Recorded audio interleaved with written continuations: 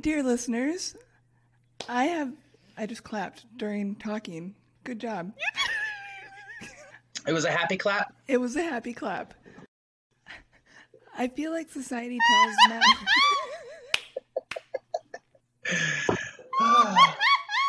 Oh my God. Carry on with your vagina.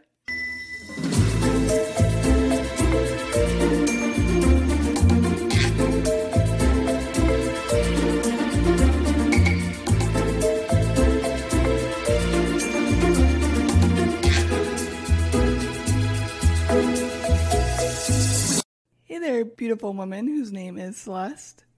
Hi, Allie girl. I forgot what I said in the first intro that we didn't record correctly, so I love you and your sweet face! Shh, dear listeners, everything went perfectly the first time. It really did. I'm so sad. I promise, 42 episodes in and we introduced ourselves and the podcast. And somebody forgot to hit a button. Which sounded something like, hi, welcome to Taboos. We're a taboo culture podcast that drinks and says bad words, and it didn't even sound as good this time. I'm so upset by this. This is really just par for the course. Hello, listeners. Welcome to our second episode in June, otherwise known as the month that is Let's Hear It for the Boys. Let's hear it for the boys. Ooh, not bad that time. Not bad that time. Let's give the boys a hand. Who sings that? I don't fucking know. Me. Duh. Wow. Okay. I was very busy on that chorus and you interrupted. Was your day as fiery as you are right now? Yes, it was. My day was 8 dumpster fires all going at the exact same time. And I wanted to just scream at everybody who came in my path. And I think I may have actually done that, you being included. And then I said, I'm very sorry. How was your day today? I was on the receiving end of one of those dumpster fires unintentionally. You were, and I'm so sorry. I went hyena mode on you. I didn't mean to. I thought it was hilarious. Once again, unnecessary apology accepted. I mean, but I was yelling at you for the best possible thing I could yell at you. I was yelling at you from love. I was yelling at you from you accepting responsibility and fault for something that you had no fucking business taking on. So I was really yelling at you from a good place. And I just yelled. That was a lot of mental hurdles. It was such a fucking bad day today. I can't even explain it. Everything was brutal. You know what's going to make your day better? I'm so excited. Tell me. This episode? Oh, I'm fucking here for it. I am here for it. I am so excited. I am in this moment. Yes, girl. I heard we have a guest. We do have a guest. Dun, dun, dun. Are you going to go get him? Yeah, but now I made that noise, so you need to make a noise now. Soundboard it up, Allie. I only have bring, bring. There we go.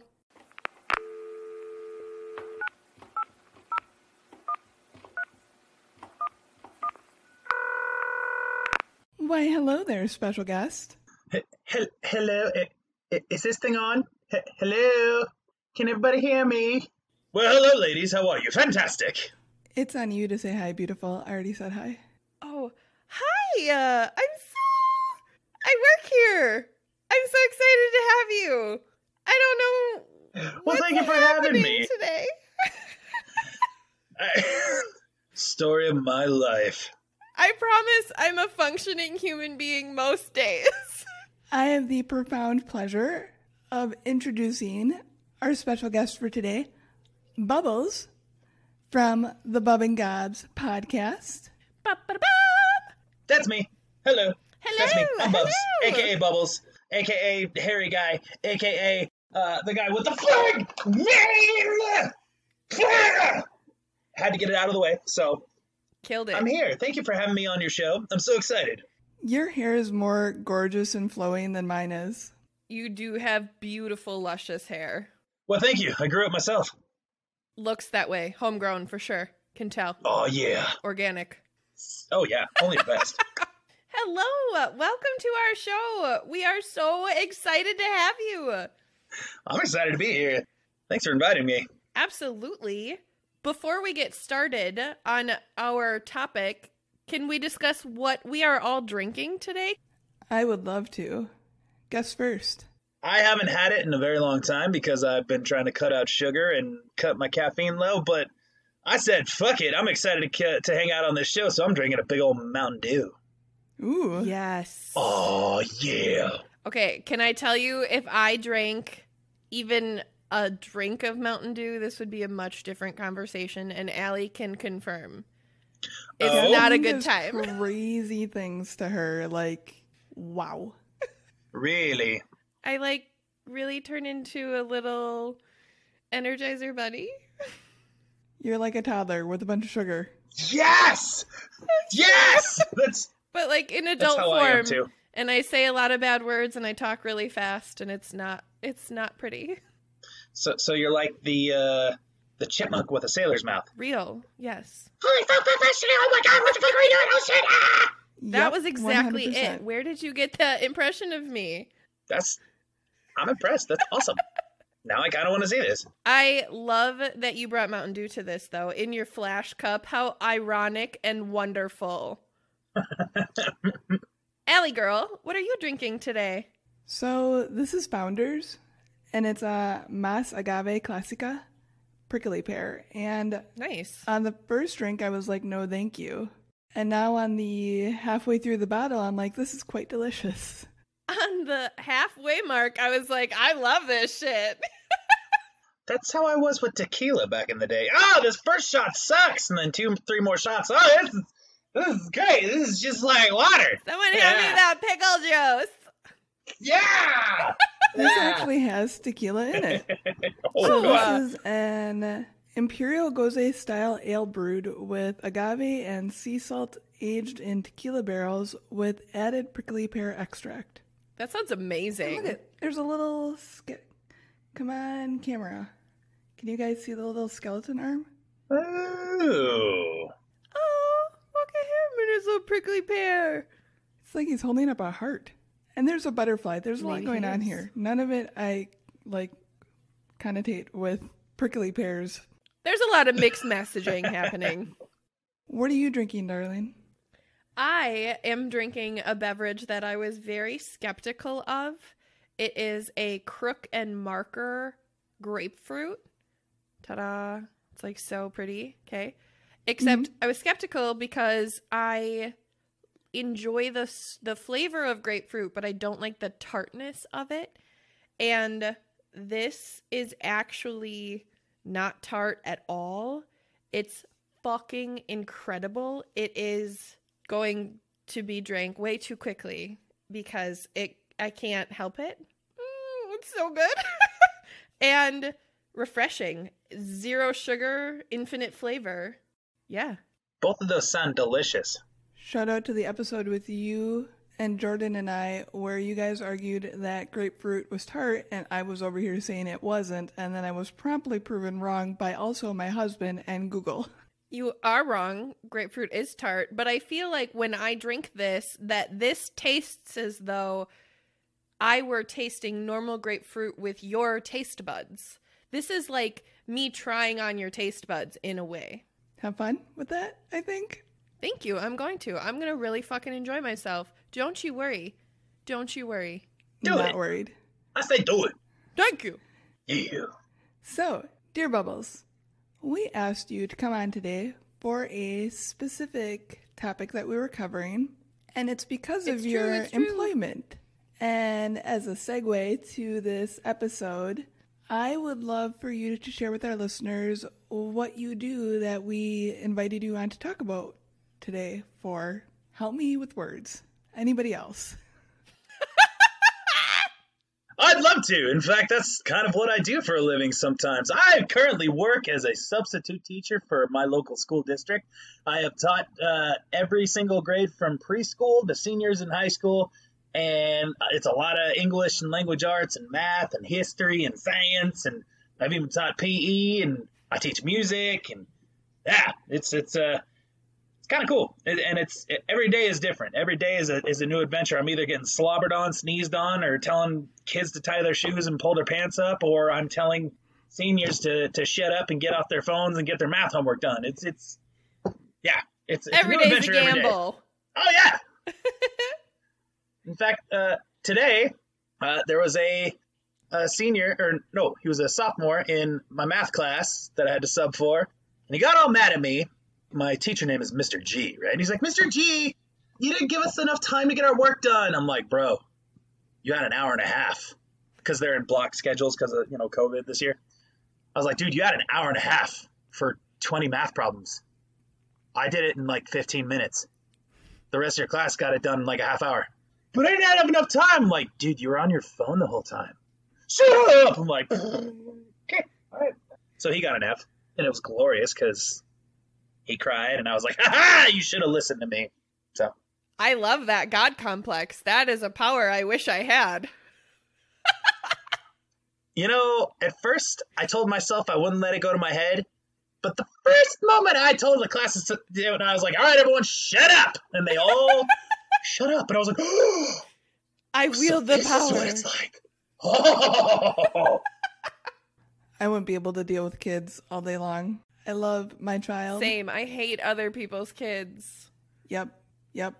All the kudos. Sincerely, all the kudos to you. Oh, thank you. My first month was kind of like a trial by fire. I substituted for a kindergarten class for an entire month, like every day for a month straight. And it was, I never taught before. This is like kind of me dipping my toes in the water, like, do I want to be a teacher? And they're like, hey, this teacher is out. She's sick. It's not COVID, but she's sick for a while. Can you just watch her class? And I'm like, sure. Kindergartners can't be that bad. Oh my God. Holy smokes. To all the kindergarten teachers out there, you have my utmost respect. Like, holy crap. Real. Great kids. I love them dearly, but holy crap. I can barely wrangle one toddler. Mine's 7 and can work the microwave, and I still sometimes am just like, I don't know what to do with you. So that is what we're discussing today. Men in otherwise typically known as female-dominated areas of employment. One of those areas being teachers. Yes. Would you guys like to learn some things? Of course. Learn me some things. Did you know that when you Google male nurse, the first thing that pops up for other questions that people ask about male nurses is, what do you call a male nurse? Really? Mm-hmm. What else would you call a male nurse? A murse? That's a man purse. That's a man purse. A murse is a man purse. A nurse? Really? No, it absolutely is. But a male nurse is still just a nurse. Exactly.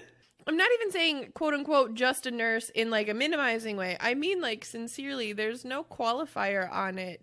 Just because he's a dude, he's a nurse. Like, you guys, grow up. Everybody. He's a nurse. Oh, yeah. No, I agree completely. In fact, it was like 10 years ago, I was like, I'm going to go into nursing school. I don't care. I'm a dude. I'll be a nurse. And then I worked at a hospital and worked with nurses, and I was like, y'all got way stronger stomachs than I do. Real. Props to, no. The moment I had to clean someone's poo-poo, I was like, Gah! And I'm questioning my life choices. Bye. Yeah, pretty much. So when you Google nurse and look at the pictures, I did this because I was just curious after Googling nurse and seeing that question. 30 pictures popped up on my screen, right? 30 people in those pictures. 8 were men. So predominantly women. Gross. Oh, please wait. Okay. Hold that comment for one other. Next, I Googled teacher. 15 pictures showed up on my screen. 3 of those were men. Taking that down an extra notch, specifically to kindergarten teacher, 0 men were in the pictures. Offensive. Mm-hmm. Not even Arnold? I know, yeah. My daughter loves that movie. I have a new appreciation for that movie ever since that first month, because ever since then I've gone back and taught at that class again. Yeah, new appreciation for that movie. It's not.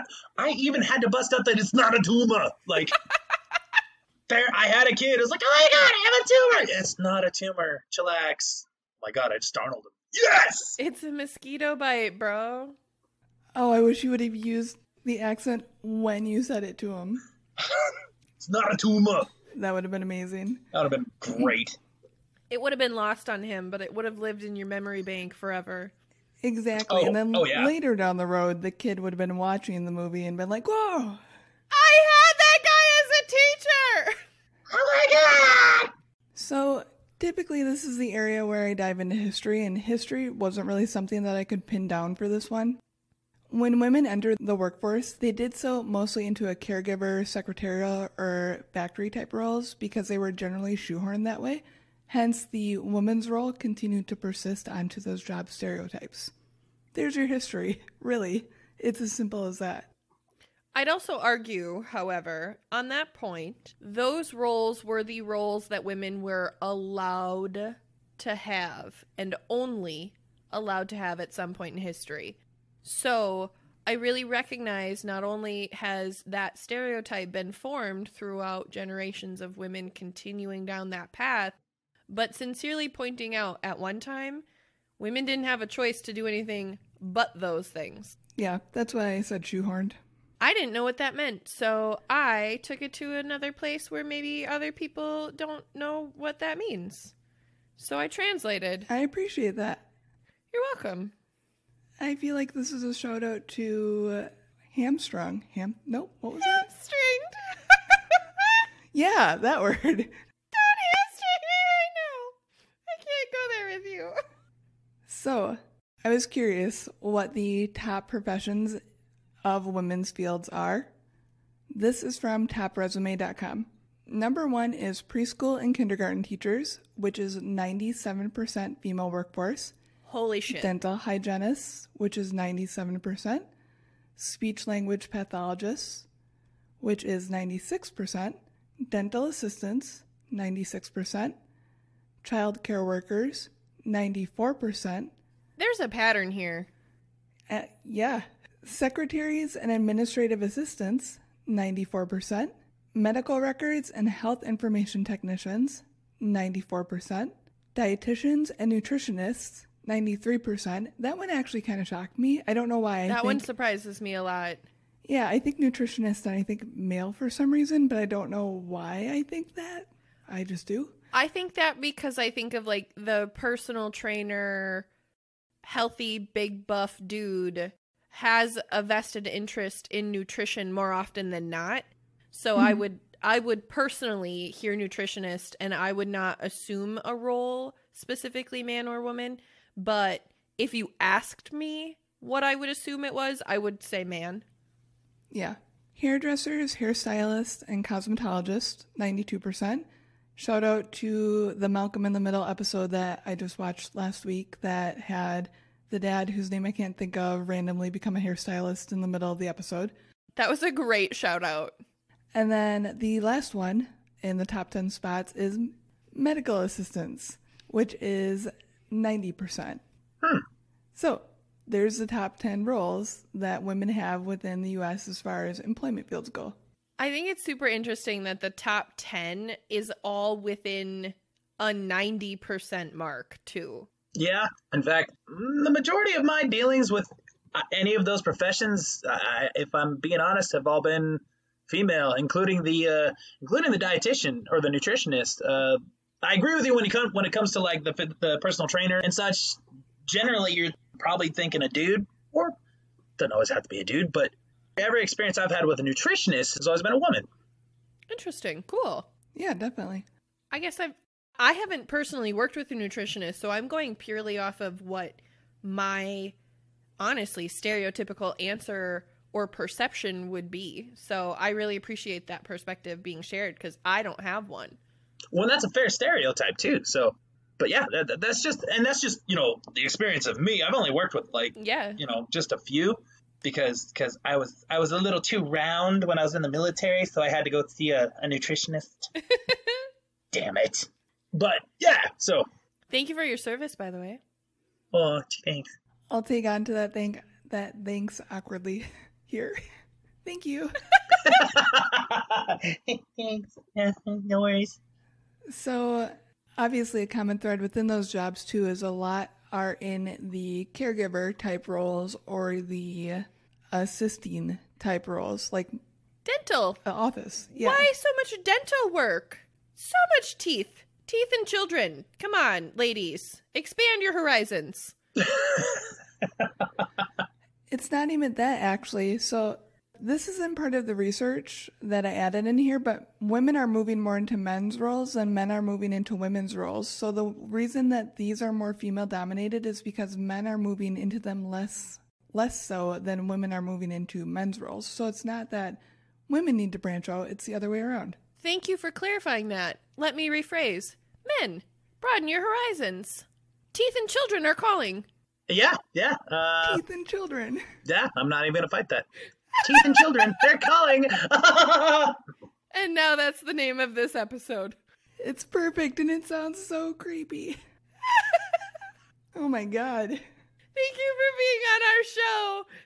So glad I'm here. Thank you for tolerating us. So, why aren't more men moving into female-dominated jobs? I have a list of some reasons, but first this. Oh, I'm curious to hear them. I'm curious to hear what your thought is, though, Bubbles. Why do you think that? Like, what do you think your response would be to that before we even hear the answers? As a man.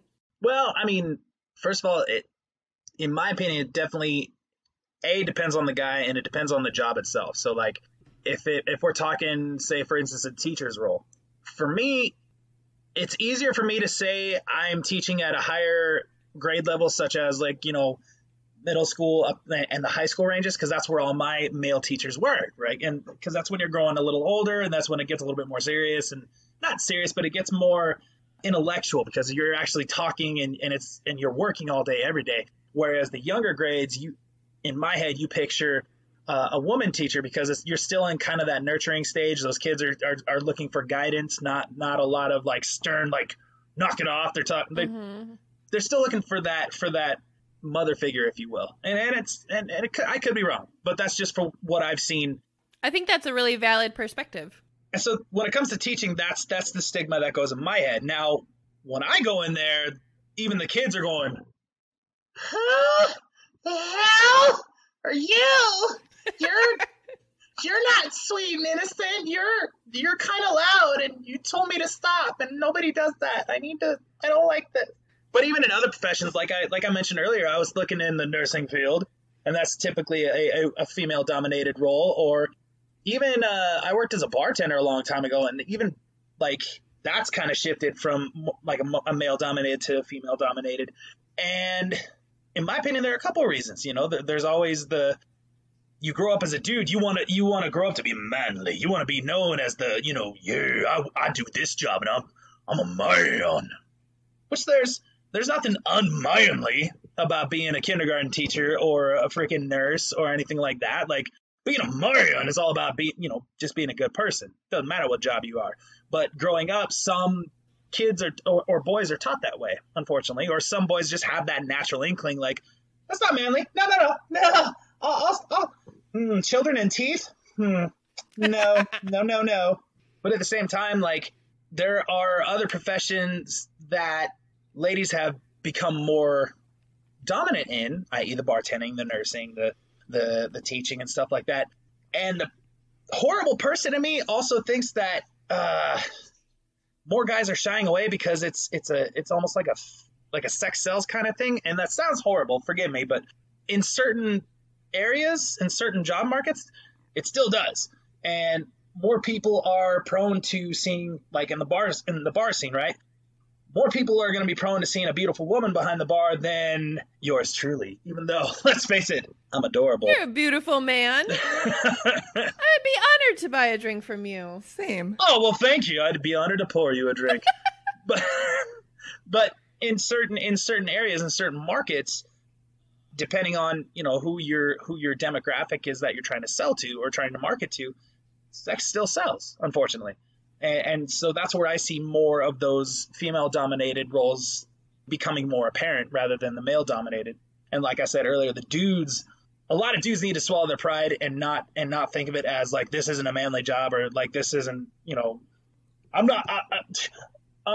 don't have any balls if I do this job. No, fuck that. Like, you're contributing to society. You're helping mold young minds. I don't give a damn how old or young they are. Like, some kids seeing a male teacher, they're like, fuck, we need this at this age. Or like, fuck, where have you been all our lives? Because there's some kids, kindergarten and in the elementary age, they don't have a dad.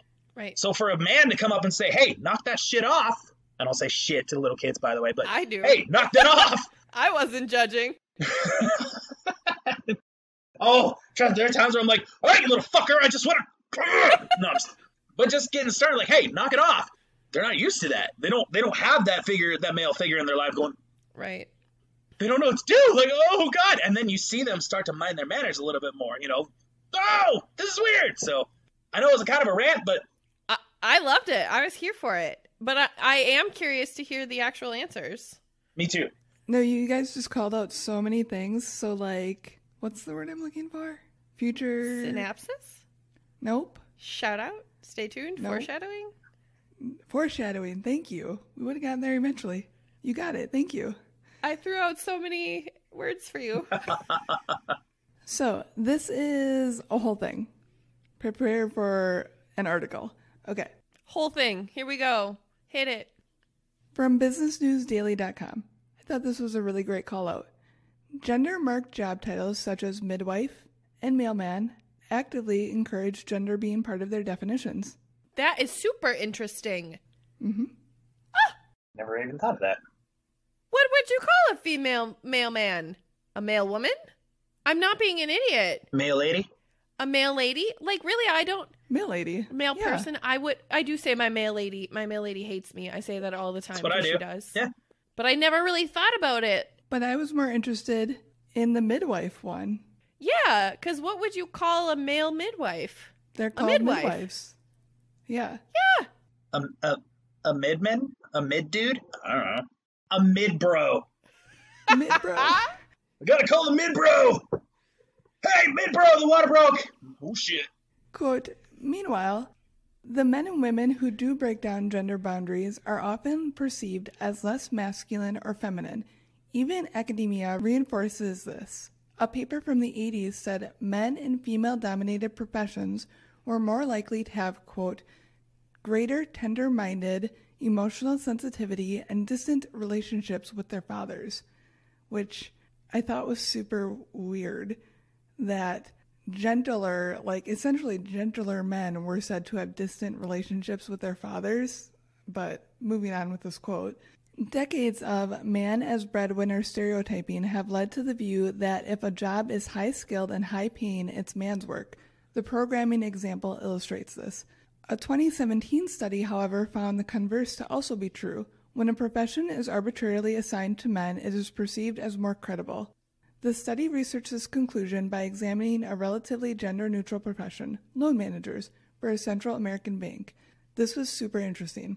They found that when borrowers were paired with male loan managers, they were more likely to be compliant than those paired with female managers who were more likely to miss a payment. Interestingly enough, though, when those initially paired with female managers were switched to a different manager, non-compliant rates remained the same, regardless of the second manager's gender. Apparently, all it took was knowing one person of an occupation to assign it a gender, and when that gender was female, the occupation was taken less seriously. No need to explain why this is harmful for a woman, but it also de-incentivizes men from crossing gender barriers, because women's work is seen as less... credible. Serious. Credible is a great word. Thank you. You're welcome. So I thought the whole thing was crazy interesting. That is crazy interesting, and... It is. Super offensive, but not even at anybody specifically. It's just offensive. It's offensive on both sides. Also because, like, I really think about how demeaning to my role. You know what I'm saying?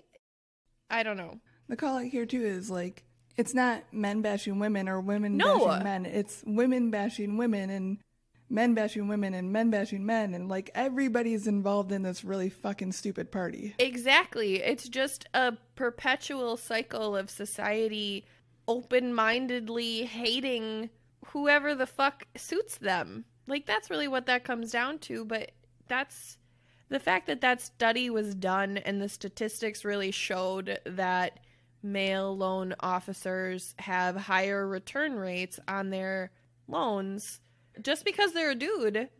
And then the fact that even if they switched managers, like, that whole thing, that whole research really just is super alarming to me and really upsetting. Like I said, offensive for everybody involved, point blank. Just hearing about that study and the article itself, it's very interesting. When it comes to the breadwinner or the traditional guy roles or the guy stigmas, stereotypes, personas, if you will, a lot of it could be passed down just from the past generations. I think of like the World War II generation, the greatest generation, right? Yep. That was traditionally, that's what the men did. They provided, they were the breadwinners, they were all that. A very masculine persona too. Right, exactly.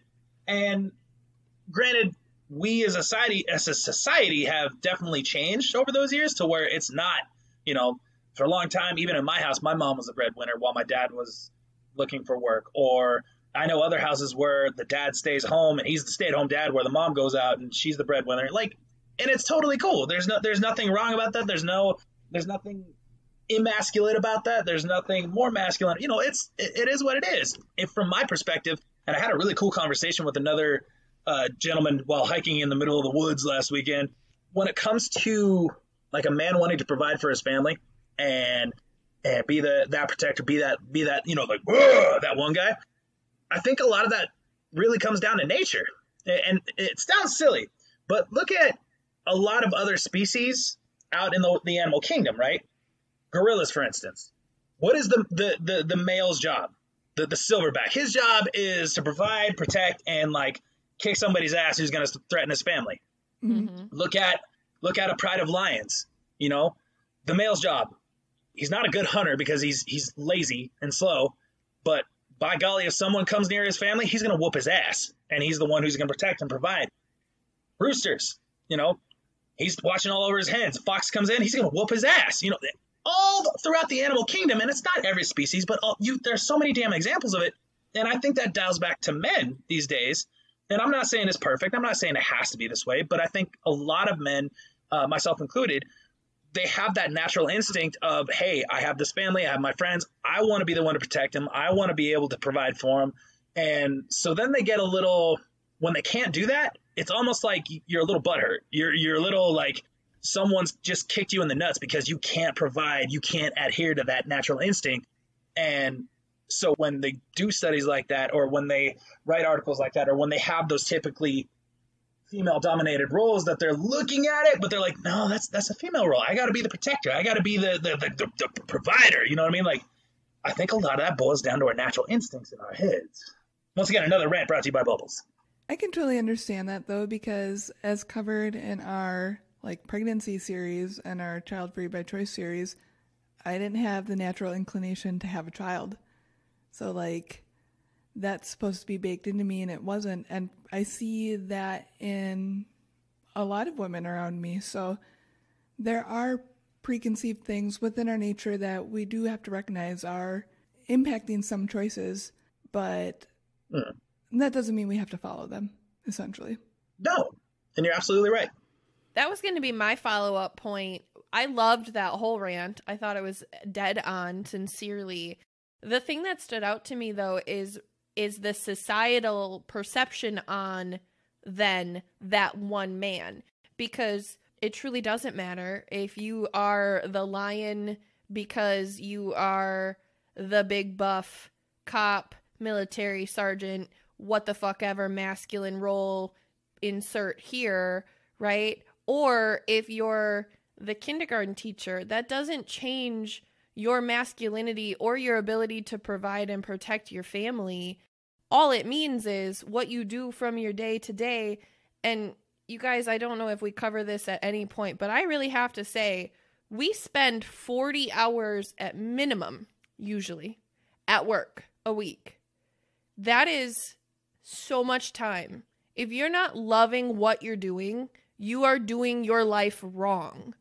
that is a very real statement. Like, that's not even me being philosophical. So if you love the idea of being a teacher and you're a dude, but you think that means that you can't provide and protect for your family, you're fucking up.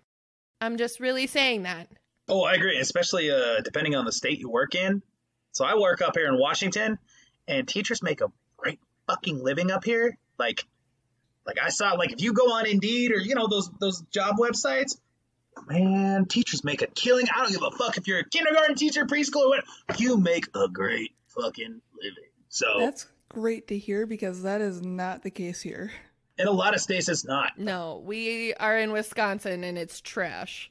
I've heard that a lot. In fact, I used to live in Phoenix, and there were teachers down there who had to work second jobs and couldn't afford rent still, even with a fucking roommate, and they lived in vans. And I'm like, these are the people who are supposed to be teaching the next generation not to be as big as shitheads as we are. You know what I mean? Like, we should give them somewhere to live, at least. Yeah!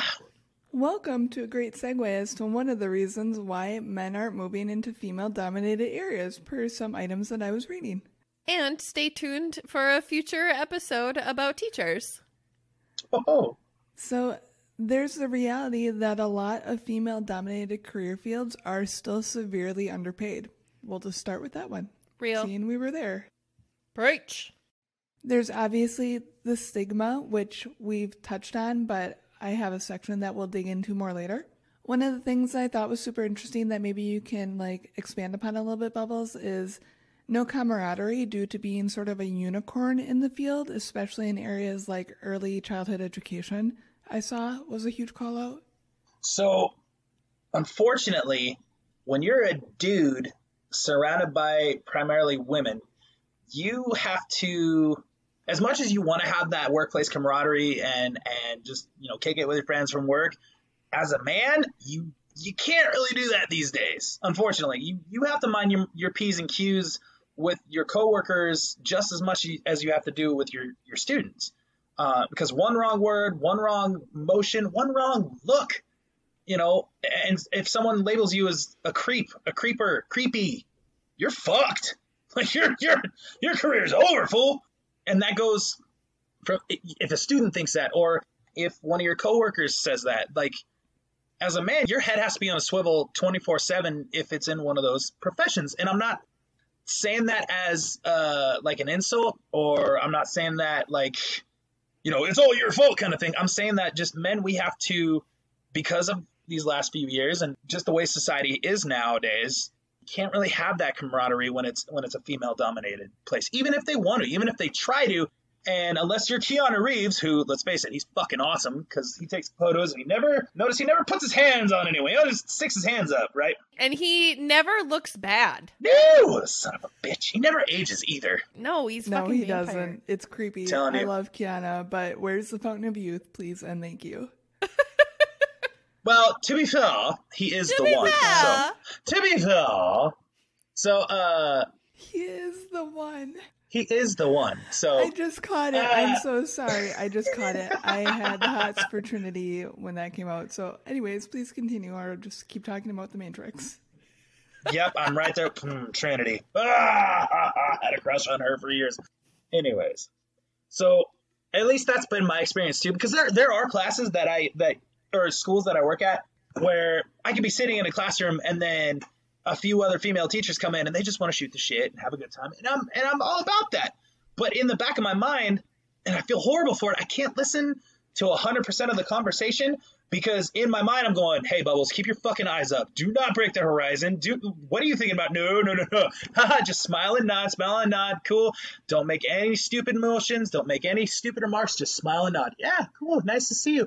Because there are some teachers these days who dress a little bit more provocative to where it's hard, and this sounds horrible, but it's hard not to break the horizon. And when you're trying to be a complete gentleman, it's a little tough. And when you're in that situation and you just smile and nod, eye contact, don't say a fucking thing, and there's no camaraderie in that. There's no fun in that. I really appreciate that you shared that perspective, though, because as the woman who empowers women, I want to say she can wear whatever the fuck she wants. And I agree. I still stand by that. I love that you agree. However, What I'm saying in this second is I really appreciate that even though I support her for wearing whatever the fuck she wants, that you're sharing, it still makes it really fucking difficult for you, even when you're not being a pervert, right? Because there are dudes who are out there who are like, yes, I am a pervert. Yes, I am always looking at her titties because I get to. Like, there are dudes who do that. And that, like, dear dudes, if you do that, I'm not your friend, okay? I'm just telling you. Yeah. But what Bubbles is saying is the correct answer. However, that makes me really sad because that's not an environment that you get to thrive in. That's not a social environment that's welcoming or, I'm going to say fitted, but I don't mean because it's supposed to be built for you. I just mean inclusive of you. Yeah. Right? You're there to do your job. You're there to be a role model, no different than anybody else. It shouldn't matter that you're a man, no differently than it should matter that they're women. And yet, here we are. Exactly. You know, it's that double-edged sword. And once again, this is the only time I'll really, and it's not really a complaint. It's just one of those mental notes that as a man in that kind of a role and in that kind of environment, dude, you got to keep your head on a swivel. You cannot switch off and you can't like turn into the, hey, bro, what's up? Hey, buddy, what's up? You can't do that. No. You want to keep your job. You want to keep your respect, dignity. That sucks. It does. But it also, like, I was raised that above anything else, like, as a man, your job is to not, like I said, protect, provide. You're a gentleman. Like, more than anything else, you are a fucking gentleman. So, like, even today, my girlfriend, she makes fun of me all the time, but I still open the door for her even when we get in my truck. You know, I'll run around, open the door, close the door, pull seat backs, like, and when it comes to work, I'll open the door, hold it for everyone coming in. And you always treat everyone with that respect. Now, these days, like I said, it's a bit more challenging, but if you have that mentality, like, hey, you know, you're here to be a gentleman, live that way, fucking don't look down, don't be that dickhead, don't make those stupid ass remarks that you would make at the bar with your bros. Like, if you keep that mentality, it's not as difficult, but the challenge will always, you know, be there. And especially, unfortunately, and this sounds horrible, in the high school realm, like today, for instance, a lot more of the high school girls are dressing they're dressing like girls would in the bar, you know, at 21, 22, 23.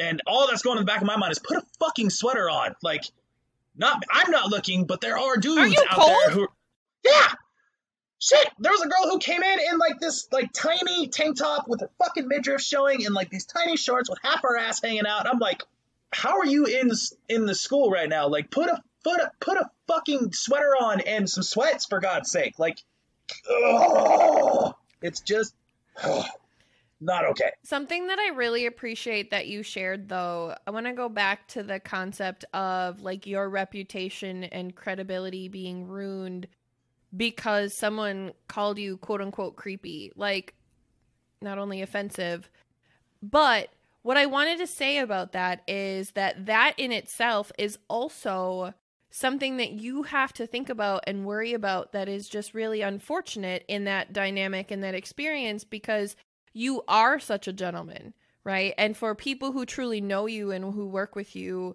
they would know that to be true. So even if you did say the one asshole comment or whatever, because that happens, right? We're humans and we make mistakes and somebody gets offended by something you said, even if you didn't mean it. Shit gets taken out of context. I'm not minimizing anybody's feelings or experiences, but I am saying that shit happens all the time. So truly, for people who know you in that environment, they know, yeah, Bubs is a good dude and he would never mean it like that. I'm sure that there's just some miscommunication or misunderstanding. I should address this with him. But I find more often than not, especially in those environments, it's super cliquey. And it's super catty and it's super out to get you. So even if you are the gentleman who says, shit, I really shouldn't have said that and I'm super sorry, it just came out weird. They're like, oh, okay, but now I'm on a mission to get you. And I just don't understand that dynamic either. So then I understand where that hypersensitivity from your point is coming from of, I just don't want to let my fucking guard down because I don't trust these people. Yeah, I agree. Yeah, I mean, to caveat on the guard thing, like, there are only a select few people in this world that I let my guard down. Like, even when I'm doing podcasts, right? I'm Bubbles, right? And then when I'm teaching, I'm Mr. G. There are only, like, a handful of people who know the real, like, the guy underneath. And unfortunately, that's how it has to be. You know, like Batman says in The Dark Knight Rises, if you want to work alone, wear a mask. Unfortunately, that's how it has to be these days. Like, if you want to be a teacher, be Mr. G and wear a mask, but not hockey pads. You know, shit like that. As a guy in today's, especially in the age of information, sounds all proper. In the age of information today, where, you know, shit can go downhill in just a click of a little right. This, cancel culture. You know what I mean? It's so fucking real. Holy fuck. Stay tuned. Oh my fuck. Mm-hmm. Well, not only that, because it's so easy to just be like, cancel, motherfucker, you're done. Nobody wants to talk face to face anymore. Like, just like you said earlier, like, right. They want to do this instead of actually addressing the problem. Like, hey, motherfucker, hey, you said this earlier. I wasn't a fan of that. Like, can we fix that? Like, was there some missing context there? Yeah, it gives you a chance to defend yourself. Now, mind you, if that happens 9 times out of 10, I'm like, oh, hey, you know, I'm sorry that happened. I'll make sure to watch what I say, or I'll make sure to watch what I do. I apologize. Thank you for bringing that up to me, so now I can watch out for it. Absolutely. Because you deserve the opportunity to correct your behavior and to acknowledge and, like you said, defend yourself. And that's true for anyone. Please, dear listeners, do not hear me saying in this example that I am defending all men from this behavior or all women from this behavior. This is something people do to each other, and it's fucking stupid. Take accountability. Have a conversation. We are all adults. Oh, absolutely. Oh, and I love how you said accountability. Like, if you fuck up, just own up to it. Like, straight up. If you fuck up, hey, I fucked up. You got me. But if you don't fuck up and someone tells you did, that's how you want. You stand your ground. You stand your fucking ground. Hey, I saw you looking at my boobs earlier and I didn't appreciate it. I fucking sneezed. I'm sorry. I sneezed in your direction, Good God. Janice. I didn't mean it. Case in point, I had someone at a bar come up to me once. Now, mind you, I'm watching a football game and I get to this point where I'm like off in my own fucking world. Like, I'm in Bubbles land, right?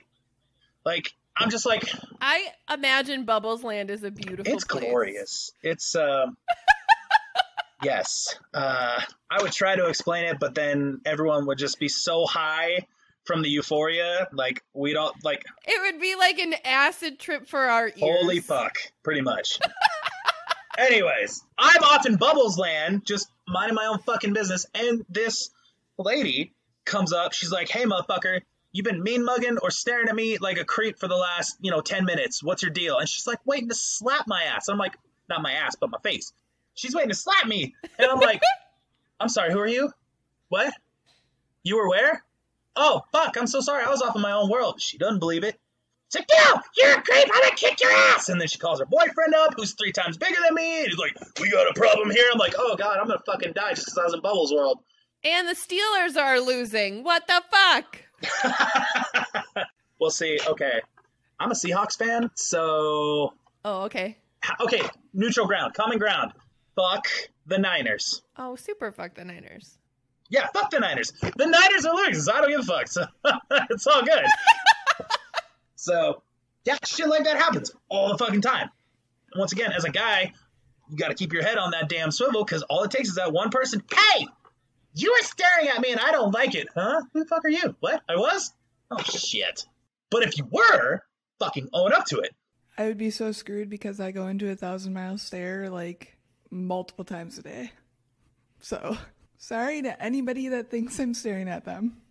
It's not you. Also, I just imagine if I were a man in the position that I'm in with the resting bitch face that I have. Like, I'm just imagining myself as a dude right now. Resting bitch face on a man to the depth of which I have resting bitch face, that would probably get me murdered. Like, people would probably think I was trying to start a fight at all times. Allie, is this real? It is real. Also, I cannot maintain direct eye contact for an entire conversation, so my eyes wander. I don't know where they're wandering to, but it's not to any particular point. It's true. But, like, that's ridiculous. There's no way I could do it, so. Until she finds something shiny and then she locks on that. Exactly. So two of the next points of why men aren't getting into the female fields are there's no support system in place generally for men as to like when situations arise, how to handle them or things of that nature. And kind of along with that is there's no professional recognition because of those fields. So if you're a doctor, there's prestige with being a doctor. If you're a nurse, not so much. And I hate saying that, but I honestly feel like it's the reality. I don't disagree with you. I think that there's a very clear difference between the quote-unquote hero role and the quote-unquote sidekick role. Like I recognize in the legal world, that's the difference between a lawyer and a paralegal. Paralegals are incredibly fucking important, and they do so much work for clients. It's actually fucking insane. And yet, who gets the credit and who gets the $50,000 paycheck? Your lawyer. Same thing in the medical field. You know, like I mentioned earlier, I worked in the medical field. I did it for like 3 fucking years, and I was a patient transporter, but I helped in the ER. Like I helped the MAs, I helped the nurses, and all that stuff. And I saw, just like with the paralegals, the nurses are the ones who do 95% of the fucking work. Yep. Everything. All the hard work. All the hard work. Yeah. Doctor, okay. This is what drives me nuts about doctors, which, don't get me wrong, if you're a doctor, I love you for what you do. Keep taking care of people, nurses, all. Real. Shout out to doctors. Shout out to nurses. We're not down in doctors. I'm not trying to down anybody. However, because I've worked in, I've seen doctors only spend maximum minute and a half in a patient's room, and that's all you'll see of them for ever. Like if you're in the ER, you'll see the doctor minute and a half. How are you? How are you feeling? Really? Okay. This is what's gonna happen. Okay, have a nice night. You won't see that motherfucker for the rest of the night unless you. Jennifer's gonna take care of you. If you need me, she'll page me. Unless someone's about to cut into you, that's it. That was the best doctor impression ever. That was well done. Well done. But that's it. The nurse, however, is doing all of it. They're administering the meds. They're bandaging you up. They're fluffing your pillow. They're doing things that I'm not going to talk about that I still have nightmares about. They're doing all the shit that the doctors are like, hey, we have to put a probe up your ass, but I'm going to let Jennifer here do it for you. Okay, have a nice night and keep a smile. I also recognize, though, that in that caregiver space, that the caregivers, the nurses or the paralegals I really just recognize that those people are the ones who are doing the hands-on caring, like quite literally caring work. And here's a perfect example. Allie and I share the same OB. Do you know any of Magic Hand's nurses' names? I don't. And I know Magic Hand's name. I know his first and last name. We've had a couple conversations together because I've been his patient for a while. But I don't know his nurses' names. And yet his nurses are who I talk to more often than not. I know one. She's the only one I've ever seen, though, so. Is it Jessica? No. It's Lori. I think I know Jessica. Oh, I don't know Lori. See? We have the same fucking doctor, and we might be talking about the same nurse, and we don't even know. That's sad, but real. And that isn't a man or a woman thing either. That is a role-specific thing. Yeah, it's the sidekick, just like you said. Nobody gives a shit about Robin. They just want Batman. Which, me though, I was all about Robin the Boy Wonder because I thought he was a badass. And, as a kid, you're like, I want to hang out with Batman. I'll be Robin. What up? Fuck off. Anyways. But nobody gives a shit about Robin the Boy Wonder. Nobody gives a shit about... Yes, they do. But in retrospect, the doctors get the credit, even though the nurses did all the work. Like, the nurses are literally deep down in the shit. Like, in the ICU, they're the ones who are taking care of these people when they're having seizures, or when they shit themselves, or when they're the last person to speak to you, or even more morbid, after you speak to that last person, the nurse is the one who has to dress up the dead. The nurse is the one who has to help take them down to the morgue. The doctor, once they call it out, like, they don't have to deal with it. Their nurses are the ones who have to do it, and then they hand them over to my dumbass who takes them down to the morgue in the middle of the night and it gets creeped out. Oh, the horror stories. Ugh. Hard pass. So it is truly what's the word I'm looking for? The unsung heroes? Yeah, that... Unsung heroes is a great word. I was going to say unrecognized. Yeah. It's kind of that field that is a barrier, that's becoming a barrier because it doesn't have that prestige like we talked about. Yeah.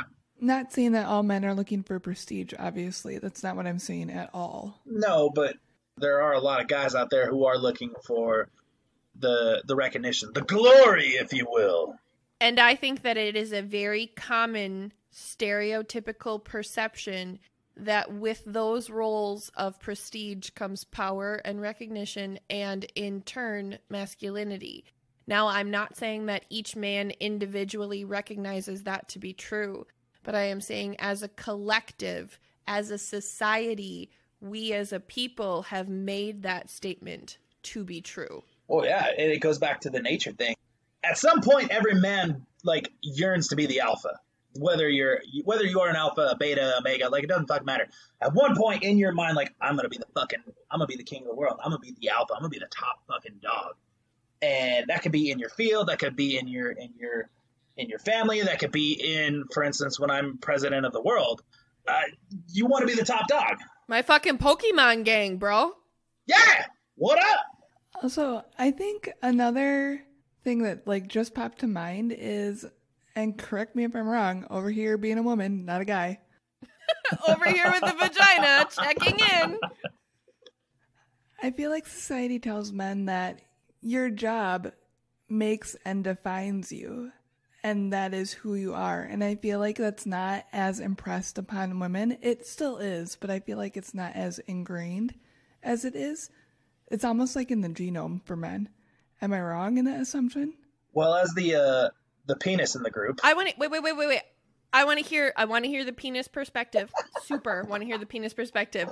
The only thing I have to add as a vagina before we move on is that I agree, because my role is not defined by my job. My role is defined by what comes out of my vagina. Now the penis may move forward. I'm sorry, you guys. I'm going to create a really terrible puppet line from these. Yeah. As the penis of the group. Yeah, so I don't know why exactly that is. It could be another one of those, wanting to be the alpha, want to be the silverback kind of thing, because dudes always judge each other. It's just what we do. Like talking to this guy I was hiking with the other day. Never met him before, and we had a great conversation, but he's like, dude, have you ever had it where you don't mean to, and I always feel horrible about this, but the moment you meet another guy, you just judge him, and you either just want to kick his ass, or you just want to shove him out of your way, get away from my fucking family, you're a horrible person, I hate you, without even knowing them. And it's just an instinctual thing, and it goes into that judging thing. It goes into want to be that silverback. I'm a fucking doctor. Oh shit, my penis is way smaller than you. Okay, well, I'm going to put my chest away, walk away. Or another guy's I'm a fucking welder. I work 60 hours a week, and look at these hands. They're manly. I'm a kindergarten teacher. Fuck, my penis is still smaller. Damn it. It's that always yearning to be that alpha, to the point where you're a fucking, I'm president. What up? I have bigger balls than all of you. And you're just I'm fucking done. Even the doctor's God damn, I can't beat that. You're the president. All right. And yet you talk to me, and the dude who wrangles 30 children every single day gets my vote because Jesus Christ. Real. Because I need that guy on my team. Fuck a president and his big balls. I got that covered. I need the dude to take care of the 30 screaming kids I can't stand. Well, I appreciate that. That makes me feel good. So this actually ties into the final point that I kind of had for why men aren't getting into those fields. Society still doesn't give men's issues the time that they deserve, and breaking down the stigma and social barriers in female fields is one of those issues, of many issues. Yeah. Agreed wholeheartedly. Oh, yeah. Oh, absolutely. I'm going to get dark for a quick second. Last week there was an episode of, what the fuck was it? Law and Order SVU, right? Bum, bum. Dun dun. Dun dun. Da-boom. Da-da-da-da-da-da. Okay, so in this episode of SVU, it all starts with a dude who, it doesn't say right off the bat, but the dude is laying on the floor and there's a spot of blood on his pants, right on his butt, suggesting that someone raped him. There was some sodomization. There was some forced sodomization, right? As a dude, you're not going to hear a lot of stories about that either because most guys won't talk about it because it's not one of those stigmas. It's one of those, like, it's not supposed to happen to guys. It's one of those that you're not a man if you speak up about that, you know? And that's just one of many examples. I'm just saying, like, when it comes to the stigmas, when it comes to the stereotypes, men's problems you don't talk about. And for instance, it took, when it comes to PTSD or shell shock or, you know, it took fucking decades for that shit to be brought into the light for guys coming back from war. And you see that even today. It still breaks my heart thinking about when I was in the military, going to the hospitals and stuff, and watching guys come back and they're just fucked up from war, physically and mentally, but nobody talks about it because they're guys. They're supposed to be tough, and that stigma has always been present ever since the dawn of time. And it was first addressed in the Civil War, and then World War I, II, Korea, Vietnam, and it wasn't up until the last 20 years that we actually started giving a shit. And that's with other issues as well when it comes to being a guy. Oh, you can't provide for your family, you're a piece of shit. I don't want to hear it. Like, fuck off. Or you don't look buff enough, or you're a skinny little bitch. Like, nah, we don't want to fucking hear about it. When in reality, that person is dying from a fucking giant tapeworm. That's why they're so goddamn skinny. But you won't hear about it because it's a man thing. You gotta man up, fool. And sometimes that pisses me off because when I hear man up, I'm like, bro, you don't know what the fuck is going on. Now, on the flip side, there are times where I'm like, dude, you need to man the fuck up and take care of yourself and your family because now you're crying because you stepped on a spider and it ruined your whole day. Bro, calm the fuck down. Okay, but to be fair, I tell myself to man up sometimes. Like I do. Yeah, I tell myself to do that. And it is okay because seriously, in that moment, I really do mean, seriously, buck the fuck up. Like, we gotta get shit done. And that isn't me saying that I'm being masculine or that I'm hating on myself as a woman. Like, I could say woman up too, but it means the same thing. And who cares as long as it's empowering to you? Exactly. I love that. I fucking love that. And in fact, the whole man up, buck up, I had to tell this is horrible. I told a 5-year-old this the other day. He was pissed. He was crying. And I'm like, dude, what is wrong? And he's like, this isn't his real name. I'm just throwing random names out. Little Timmy is making fun of me and he's calling me names and he just won't let me work. I'm like, Johnny, Timmy's on the other side of the room. He's not even fucking looking at you. He's talking to another girl in the class when he should be working. Oh, sorry, Mr. G. I'm like, buddy, you gotta buck up. You, no. Please, buddy. Johnny, he's not even fucking looking at you. Man up and get your work done. Fine. No. Okay. In those situations, when you're getting pissed or sad about nothing, man the fuck up. Buck up. You got this. I think the point of man up should be there's things that have to happen right now. Uh-huh. Let's inspect our emotions on it later, but there's things that we have to do in this moment right this second. Foreshadowing. So we have a mental health episode specifically for men coming up later in the series, but what I want to interject specifically into this piece about man up is at some point in history, the concept of normal was based on man. So if a man experienced it, it was normal. If a woman experienced it, that suddenly made it unnormal unless a man also experienced it. So emotions, for example, it has historically been proven that women are more inclined to be emotional. The determination of why that is has not been identified precisely, but I think that there are factors that go into it. That's not the point of this conversation at this time. But to the point of emotion, at some point, men recognized that women were more emotional, which made them not normal, outside of the norm. So when you say something like man up, the implication is you're not being manly enough. You're not being normal. And I think we really need to move away from you're not being normal and using man up as truly an empowering thing, because it should be. When I think of being super masculine, I think about moving a fucking car. I think about saving somebody I care about. I think about all the fucking jars that I would open if I were bigger and stronger. Like, I think about the things that I would do if I were more masculine, right? And I'm not saying I want to be more masculine. I'm very happy with my feminine little self. But if I were in that position, that would be such a cool fucking thing. I really recognize that.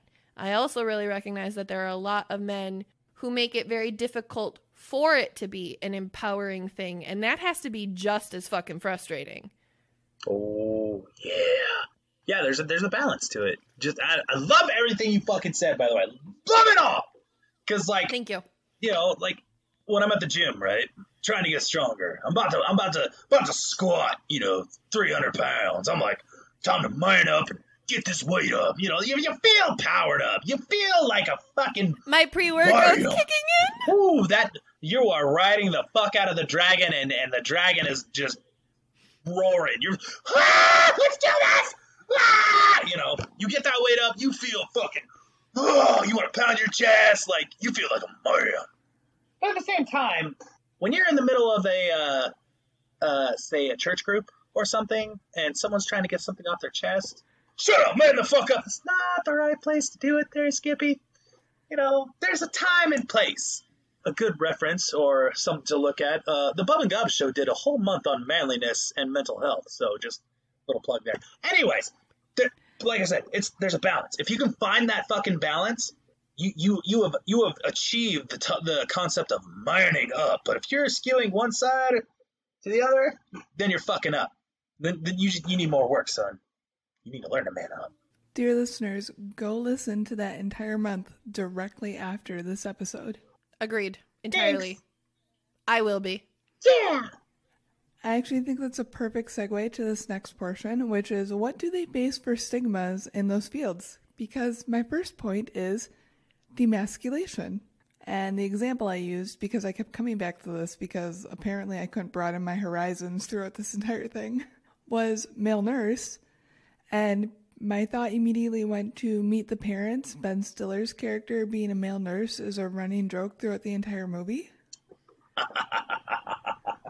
But that ties back into our conversation we just had about demasculation throughout everything, really. I would just like to point out that I think a male nurse is so fucking sexy. So fucking sexy.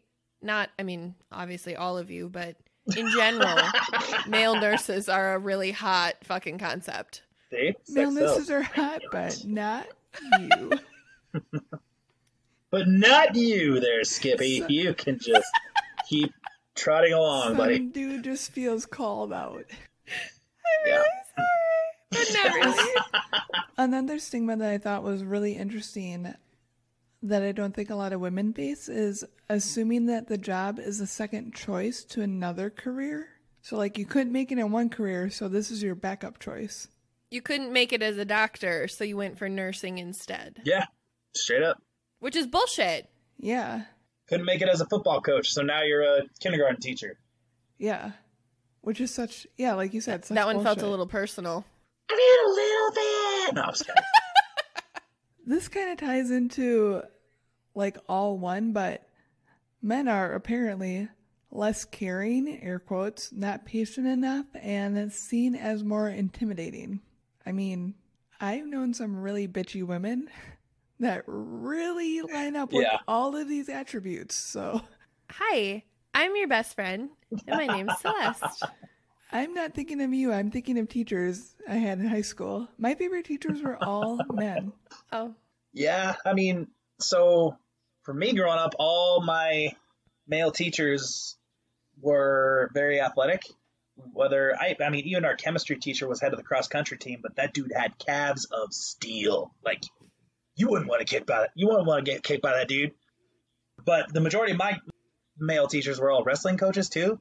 Like He-Man would have wet dreams about these guys. Like fucking these dudes were like, when you think of manliness, there was these guys. So yeah, they were always intimidating. We all so Gobbz and I, we weren't the best students at all, which is kind of weird because I'm a substitute teacher now going for my teaching degree.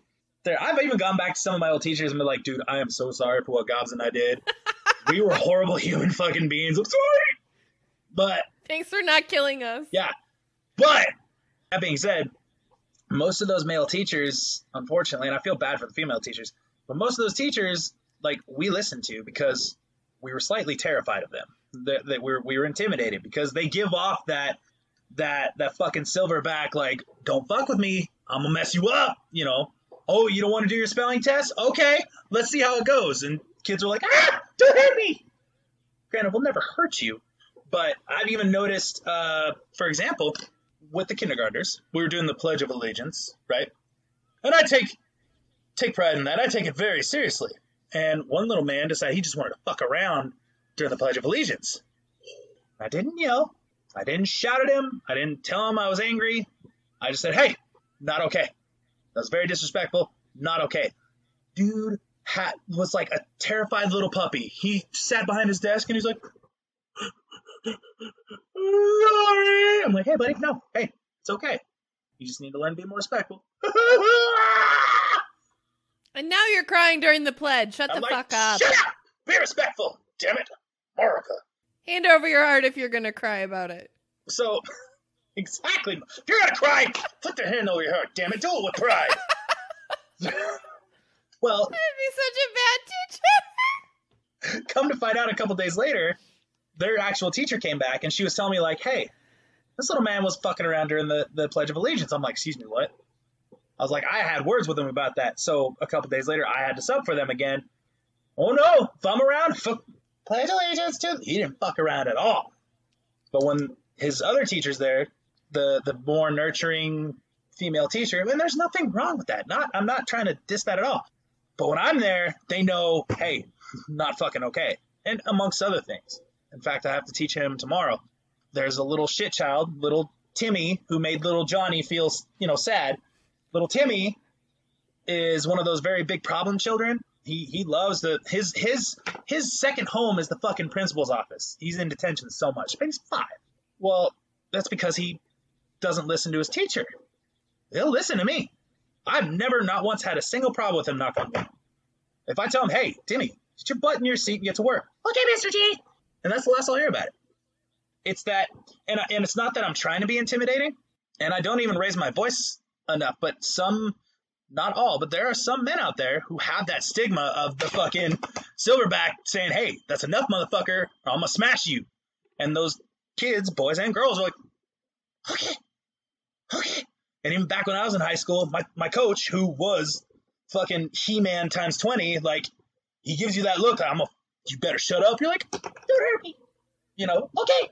I think this is a really delicate balance of fear and respect. Yeah. And that men truly create this line consistency amongst themselves, that women are aware of the line, have to abide by the line, also have to respect the line. Like there's so, but that could go the other way too. Oh, yeah. This is not a specific to men concept, but seriously, as we talk about, why is it more likely that men are in non-caring roles? I think that what it comes down to, a big piece, is in those caretaker roles, there's not a ton of respect.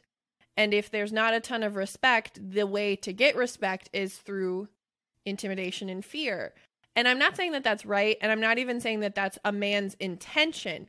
What I'm also recognizing about that exact dynamic is that as a society, and I can tell you this as the mom, the single mom who has a kid, right? If my daughter came home and said, Mr. G was my teacher today, that would be so fucking cool. But I would have no idea how to articulate to my daughter that she has to respect her female teacher the same way that she respects you off the fucking bat just because you're a dude and you're bigger than her and she intimidates you.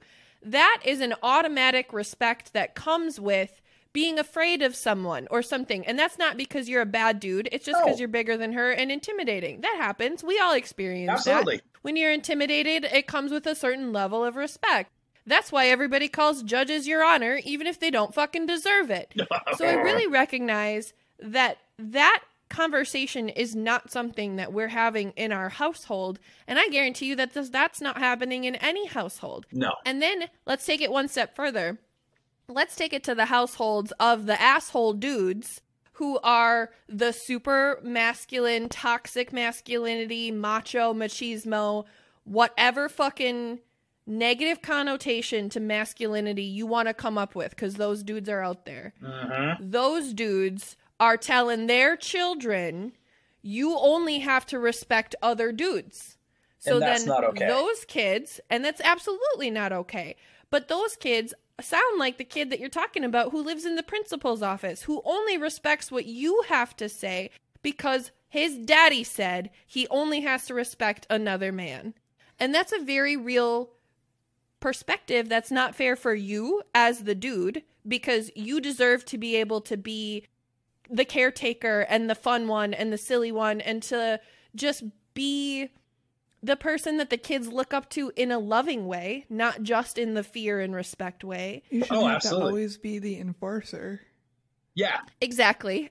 Utilitarian is not synonymous with the male teacher. It doesn't have to be that way. But then on the flip side, to teach your fucking kids that they have to be respectful of their female teacher the same way that you would teach them to be respectful of their male teacher. You guys, we got to make this a level playing field across all fucking careers, because we're setting our kids up for a future of having like 6 jobs each. What the fuck is wrong with us? Just a real quick add-on to that point is, because men are seen as more intimidating, there's this weird disconnect where apparently intimidating and caring and patient can't go hand in hand. Like, makes no sense. And also, I want to add this in there because this is encompassed in this, and we didn't even talk about this yet. I don't even know if we're going to. But also, that men are more predatory in the child perspective. Like a kindergarten teacher, a man kindergarten teacher. Bubs, you made the comment. Oh, I'm going to stop. Can we just shelve that for 1 second? We're shelving. Okay, thanks for shelving. This is me shelving. I've never been stopped mid-rant and I don't know what to say. Bubs, I know you had an add-on. What I was going to say, that's one thing that I am super thankful of my time in the military, because I've had male leadership and female leadership who, to this fucking day, and I've been out for over 10 years, to this fucking day, if they said, hey, Bubs, I'm going to go kick the devil in the nuts, you down? Yeah, let's go. Fucking, no question. I'm in. Let's go to hell. Let's kick him in the nuts. And half of them were female. In fact, shout out Denise. You're still my hero. She was a small woman, and she was one of them Southern Baptists. Whenever she got mad, Lord Jesus, give me strength not to beat the shit out of this boy. Like, we called her the platoon mama. She was like one of the greatest people on this earth. She still is. I love her dearly, and she told me she was proud of me a few years ago, and I wanted to cry. I was so happy. Anyways, but she was surrounded by 50 mainly dudes who were twice her size. Like, and she knew how to work it. She knew how to fucking get that respect, not just because of her rank, because, you know, you learn the rank structure and you learn to respect it. But she was able to use that rank and then just say, hey, motherfucker, I'm in charge. I'm the boss. You will respect my orders. You will do what I say. You will treat me with respect, or I'm going to make your life a living hell. And we all did, regardless fucking of your race, religion, creed, fucking size. Nobody cared, because she walked in with that authority like, hey, let's get the job done. I'm awesome. Lord Jesus, give me strength. And it was mainly geared toward me. Not because I was a shitty soldier, but just I'm clumsy. And so shit would happen. And then she would hear about it and be like, oh, Jesus. I'm going to kill this boy. Oh, my God. I'm sorry. Like, but I've had leadership like that, men and women. And you learn to respect those in charge of you. You learn that respect doesn't have to be just because this dude is bigger than me, just because this dude has killed more bad guys than ever. Also, don't ever ask a vet how many people he's killed, because that's fucked up. But anyways, because this dude is a mad killer or an army ranger, it doesn't fucking matter. Like, you learn to respect those who are over you because they've earned it, regardless of how tall they are, how big they are, what color their skin is, what their gender is. It doesn't fucking matter. They've earned it, and you should treat them that way. And that's one thing I'm thankful for from my time in the military, and that's one thing that I try to convey upon other people, because unfortunately, I'm short. And when I teach at like the middle school and the high school, all the little fuckers aren't little. They're way taller than me. And so for someone like me to try to come in and I'm the teacher, there's that balance. You have to come in with that confidence of hey, I'm the fucking teacher. You're going to do this. You do what I say. If not, it's going to be a bad day. But if it's a good day, it's going to be awesome. You're going to see the happy Mr. G. You piss me off, it's going to be the mean Mr. G. Which one do you want? And so if you come in with that confidence, with that fucking respect my authority kind of thing, it's awesome. And hey, Cartman. And the brand. I don't know where I was going with that. Yeah. I loved all of it, though. Thanks. I'm ready for the next point, which was your point, Celeste. Do you want to say it? Because it was your point. Yeah, except I'm going to say it a lot more crudely than you were saying before. Oh, okay. So one of the huge stigmas within caregiver fields is the pedo or predatory stigma. So I just wanted to say that one teacher noted that because of that stigma, the affection that he has to show, he was an early education childcare teacher. I just totally made that a new role, but you guys know what I mean. Affection that he shows is a side hug. His example was he can't give a front hug because somebody could see that as wrong. So he has to hug his little children, his little kids, with a side hug. And if there's a bathroom issue where he has to help one of his kindergartners in the bathroom, he has to call someone for help in case a kid goes home and says, hey, Mr. Bob touched me in the bathroom today, when in reality he was just like helping him clean up an accident or something. Really not the same situation for women. And I don't understand why, because as someone who has experience with women predators, that's a real fucking thing. Women are just as likely to be predators as men. That's a very, very real statistic. Shout out to Rain for not updating their page to have that information. But it's there. It's real. Women can be predators. And I'm not saying that we should all just not trust our children's kindergarten teachers. That's not what I'm fucking saying. What I'm saying is this person has, in theory, passed background checks and is your child's teacher. If you have concerns, that's really one thing. But at the same time, you are not asking questions when your kid's kindergarten female teacher brings them to the bathroom. Why would you impress those questions just because your kid's teacher is a man? I just don't understand. What difference does it make? If a woman sees my son's penis, guess what? She's still a woman and he still has a penis. It isn't different. I just don't get it. It's a double-edged sword that society has created, and I am not saying I am oblivious to the fact that there are sick fucks out there, and that those sick fucks get into these roles and have access to whatever the fuck they want. That's true no matter what, because sick fucks are going to do what sick fucks do. That's life, okay? But for everybody else out there, seriously, trust your kid's fucking teachers. Your kid is with that person 8 hours, if not more, a day. Don't you think that your child feels comfortable to go to the bathroom with Mr. Bob? He feels comfortable to give him a fucking hug when he falls off the playground. Really, you guys, we just gotta be better for ourselves, for our kids, and then also you're teaching that stereotype to your kid. That's why when your kid is a little bit older and suddenly they have a male teacher, they think it's cool to say, oh, my male teacher touched me, or it's funny, or it's whatever. It's not.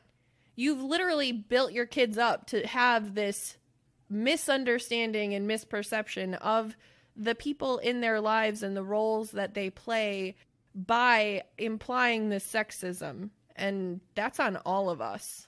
100%. There was my rant. Hey, fucking, yeah! I can say without a doubt, 100%, I have to be the same way with little ones. Just as you mentioned earlier. If a kid comes up and gives me a hug, it's always a side hug. And my hand is never open. It's always a closed fist, just a little one of those. Because there's always that risk of, oh my God, he put his hand on me. No, fuck that. I'll Keanu Reeves that shit. You know what I mean?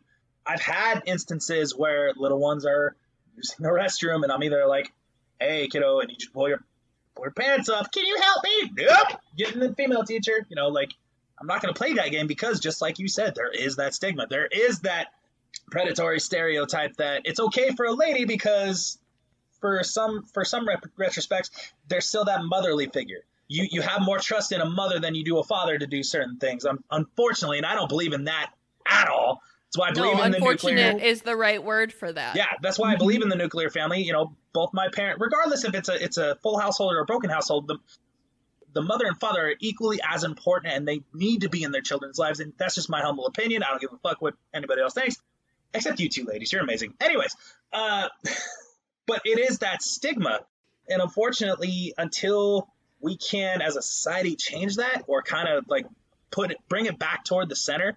You know, a man can be just as nurturing as a woman, depending on the situation.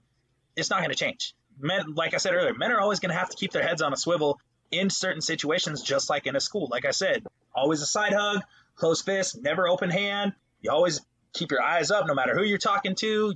If you need to help someone in a restroom situation, you always call a female. Like, it's unfortunate, but that's how it is. Because I like getting paid. I don't want to get fucked over for someone just even thinking or perceiving that I'm doing something wrong. When in reality, I'm not. I'm doing my best not to. That sucks. And a lot of it has to do with, my humble opinion, what people are shown on the news, what stories are being told on social media, the mainstream media. It's a lot of it. This is what people are fed. These are the stories that you hear. You don't hear about the Mary Kay Letourneaus very much. You hear about fucking Joe Schmo who looked at a girl's ass and now he's going to prison. No, that's what you hear. That's what people are fed all day. They're not fed the other side. Just like I said, it's a double-edged sword, but they're only being shown this side. If it bleeds, it leads. Yep. I think that's such an important call out. And I really recognize, as we've been talking through this whole thing, that the solution to this is being an ally, right? And I'm a feminist. I'm super proud to say that. And that's cool. Not in the sense of a full-blown what the perception of feminist is. I believe in equality. I believe everybody deserves equity. Men and women are equal. That's my position. That's my belief. Exactly. And as that, I really recognize the way that we get better and the way that we move forward with this is being allies to men in these situations. And seriously, if you are the woman who is the coworker of the gentleman who gets called creepy because some bitchy fucking coworker just wanted to run her mouth that day and she was mad that he denied her romantic gesture, right? That happens all the fucking time. Don't play that game. Do not allow women to gang up on the men in your workplace. But just as much as you are an ally for men, you got to be that for women. And men have to be that for women. We really have to, as a species and as subspecies, being men versus women, species being human, have to support each other in order to move forward. Because, like I pointed out before, there are the bad fucking dudes. There's the Harvey Weinsteins. And those motherfuckers give good men in those situations bad fucking reputations. And that's real. But then there are also the women who are forcing those narratives. There are men who are forcing those narratives. And we really all just need to recognize we're doing more damage to ourselves than we are anything. And your point about the media being where we get the source of that information is so fucking real. Even if that means social media. There is not enough representation of healthy masculinity on social media. Do you know how I know that? I comment on every single toxic masculinity post I see, whether I know that motherfucker or not. I am commenting on shit all day. I do comment on the positive things if I see them. I'm not just searching for negative, but seriously, it's out there. It's real. It is. And we have to get away from promoting that, all of us. Well, yeah, absolutely. And a little tidbit about me. So I graduated with a bachelor's in business, but I minored in journalism, and I actually got to intern at my local news station for 6 months. So I was out in the field gathering news stories, all that fun shit. One thing I learned, and it's definitely changed a lot more over the last 5-6 years than it has, even before that, was the way they gather information is this: Facebook, Instagram. The media is so quick. Like, if they see something on Facebook, boom, they put it out, and they're just gonna blow it the fuck up. And that's not even credible. No, it's not credible. It's not the whole story. It's not true. They'll tell you one thing, and then they'll bring in panelists. They'll bring in fucking congressmen and women to tell you how they feel about this. This man looked at this woman in the wrong way. He's a piece of shit, and he's a predator, and blah, blah, blah. Motherfucker, he was about to sneeze, and he was doing the... But whatever suits their narrative and whatever sells their fucking papers and gets their fucking clicks. And the media is a whole different episode that we are going to have. Shout out to that shit, because I'm super looking forward to it. So because of all these stigmas, this is from theconversation.com. Studies by Margarita Torrey shows that many men use female-dominated jobs as a stopgap position before moving back into male-dominated or mixed-gender jobs because of these stigmas and hurdles that they're facing in the female-dominated areas of employment. So, which is fair. I probably would too. So, if I'm being 100% completely honest, first of all, I believe that. I do. When I first started as a substitute teacher, that was my plan. It was supposed to be my stepping stone, because I had just, I was owning and running a business. It was a transport company. And I just given up my half of the company to my now former business partner. And my plan was to use this as a stepping stone to get a little bit of money so I can invest in my own company so I can be a business owner again, right? But fortunately, I'm so glad I did this, because it opened a door that I didn't think that I would be so happy in. It gave me a chance to do something that I fucking love. And to hell with any other fucking stigma out there. If I want to be a kindergarten teacher, I'm going to be a fucking kindergarten teacher. And I've loved every second of it, even with little Timmy being a little shithead and little Johnny crying because Timmy's talking shit when he's really not. Stuff like that. I love every second of it. And I fucking hate when people put a stigma on it. The same thing with nurses. If you want to be a nurse and you're a man, fucking do it. Because you're taking care of people. Like, people really, they're more thankful to you because you're doing the work. You're the one taking care of them. If you want to be the doctor, cool, be the fucking doctor, awesome. But if you want to be a nurse, be a fucking nurse. Don't be afraid to be something just because it's traditionally a woman's job. Because we're not in that world anymore. If you want to be a bartender, be a fucking bartender. If you want to be a midwife, be a mid-bro. Like, do whatever the fuck you want.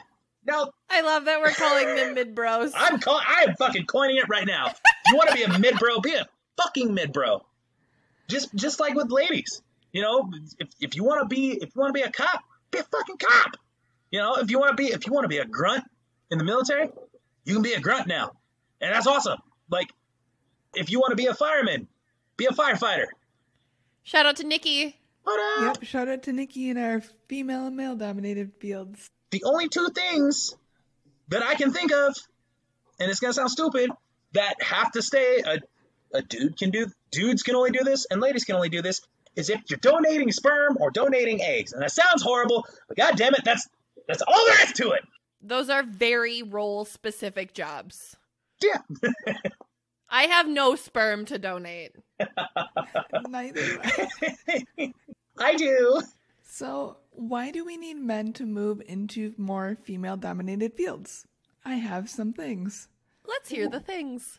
One, okay, this is crazy to me. So the first point is it has the potential to help others in those fields in terms of earning potential. This is from psychologytoday.com, and this is a quote. A 2019 study by Jill E. Yerbarsky, sorry I killed your last name, Sorry, Jill, of the University of North Carolina and Janet Dill of the University of Minnesota found that unemployed men are much more likely than those in the past to move into female-dominated jobs. Any lingering social stigma may vanish as men who enter such jobs get around 4% wage increases and more prestige. In the 20 most common occupations for women, according to the Washington, D.C.-based Institute for Women's Policy Research, men out-earn women in all but 2 of those jobs. Let me reiterate. In the 20 most common occupations for women, men out-earn women in all but 2. They're the most common jobs, and yet women are making less than men in those fields? Yep, and here's why. White men are climbing aboard what's coming to be called the glass escalator, but it only seems to happen for white men in female-dominated jobs when they are supervised by women or members of minority groups. That applies to a lot of men because women often have seniority in those fields. On the plus side, having men move into the, quote, pink ghetto could heighten the prestige of these fields and increase benefits for everyone. But this good effect could be blunted if white men on the glass escalator leave everyone else behind. So really, which white men are known to do, I'd like to point out. Men moving into these jobs give it more prestige. They have a chance to earn more in those fields than women typically do because women are literally the ones giving them those raisins. Those raisins. They're giving them the raisins, guys. Raisins. All the raisins. I love Here raisins. are your raisins. Thank you. And now they're corporate kindergarten teachers. Yeah.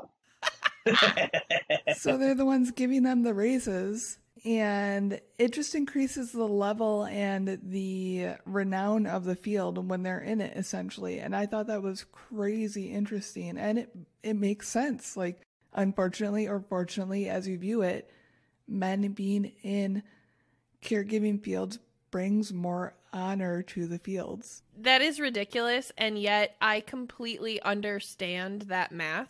Not that I like it, I'm not saying that, but I understand it, and I really understand that that is how, as a society, we work. That's how our economy works.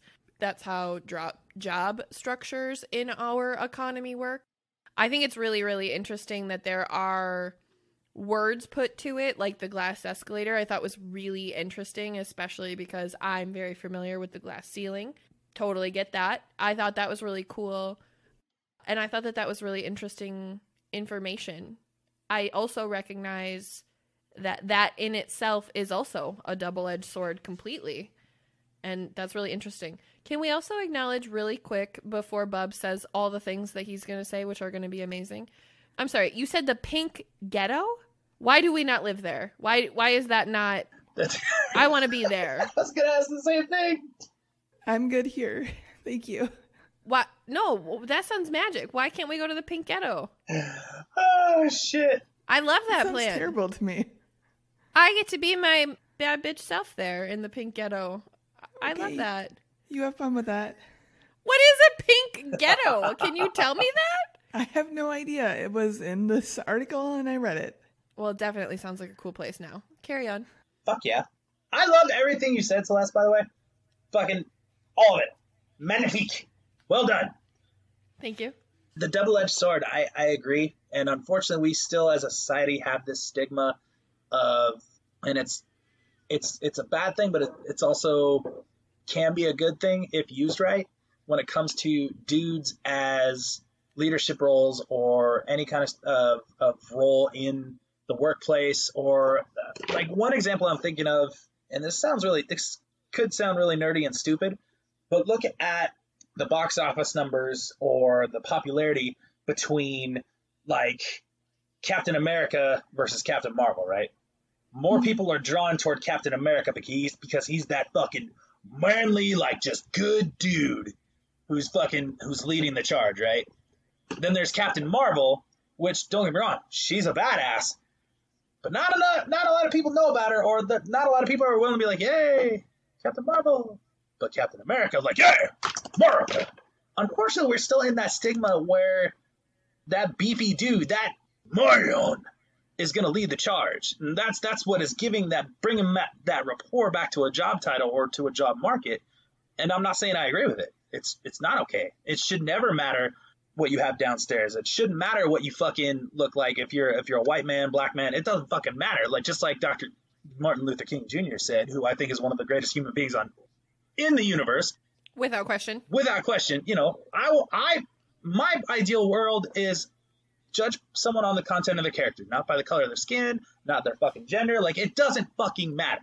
Why can't we just get the job done? Why can't we just put the people in who deserve to be in? Put the people in who fucking work the hardest, who bust their ass, who bring more value to the job instead of, what's the word I'm looking for? The aesthetics, the fucking, the image. You know what I mean?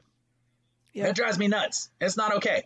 I think something really interesting about your Captain America versus Captain Marvel analogy actually is that Captain America is presented as, I mean, seriously, like, let's just say more impressive. I'm not saying that Captain Marvel's not. She is. He's Captain America. Captain America. He is. He's Captain fucking America. Right? Okay, that's Superman. Superman doesn't even have a title as impressive as Captain America, especially for all of us little red, white, and blue junkies, right? That's a real thing here. So I really recognize that. I also, what I was really thinking about in taking your analogy specifically to all of those career paths that we were talking about, I really recognize that when a woman steps into a man's role, suddenly that woman becomes incredibly intimidating, and society must undermine her to prove that she isn't all that shit, right? But then when a dude steps into a caretaker role, there must be something wrong with him. He is now, I'm going to use the word feared in a way, even though I'm not saying it in a, I'm afraid of you or I think you're going to hurt me, but I truly mean uncomfortability. I'm uncomfortable with this man showing emotions to my kid, even if it's not in a sexual way or in a romantic way. I just think it's fucking weird that this dude wants to tell my kid that he thinks he's really fucking cool. Like, why are we so uncomfortable with connectivity, and yet we really seriously attack when somebody's like really being impressive? And that could be said about men or women in any direction, but I really recognize we do that as a society, and I don't know why. Well, it could come back to that whole nature aspect. You know what I mean? Like, deep down in the back of our minds, like, we're not used to the dudes being all nurturing and hey, it's okay, because we're used to seeing fucking pounding our chest, the ass whoopers of the tribe, of the pack, of the pride, whatever. In the back of our minds, that could still be there. That's fair. And it's just ingrained in us from a societal point. Like, it's going to take a while to get it out. That's fair. And I really recognize, honestly, that that's on us to do. Like, I do. I recognize that's on us as the current voice on our current platform and as the future leader makers, right? Like, that's us because we have kids and we are contributing members of this society. I really recognize that that is something that each of us have to actively play a part in order for it to get better, because the three of us talking about it isn't going to do shit. No. This has to be something that everybody seriously takes a long, hard look at, and themselves and the way that they approach other people in their lives, whether that's man or woman and whatever their fucking jobs are. This is something we all have to seriously look at and take responsibility for in fixing, because we have made it this way. Yep. Oh yeah, absolutely. And just like you mentioned earlier, actually, about it starts at home. You know, you gotta tell your kids, hey, it doesn't matter if it's a man or a woman. You fucking respect that teacher. You respect that authority figure because they earned it, you know? Yep. And Allie, I love every single article or quote you've mentioned in this episode, you've cited. And you don't know how fucking important that is and how powerful that can be, because our media these days has forgotten how to fucking do it. That's one thing we can do as people on social media, people on podcasts. Like, fucking cite your sources. Show the proof that, hey, this is what's really going on. Because we have a media these days who's like, Joey's an asshole. More at 10.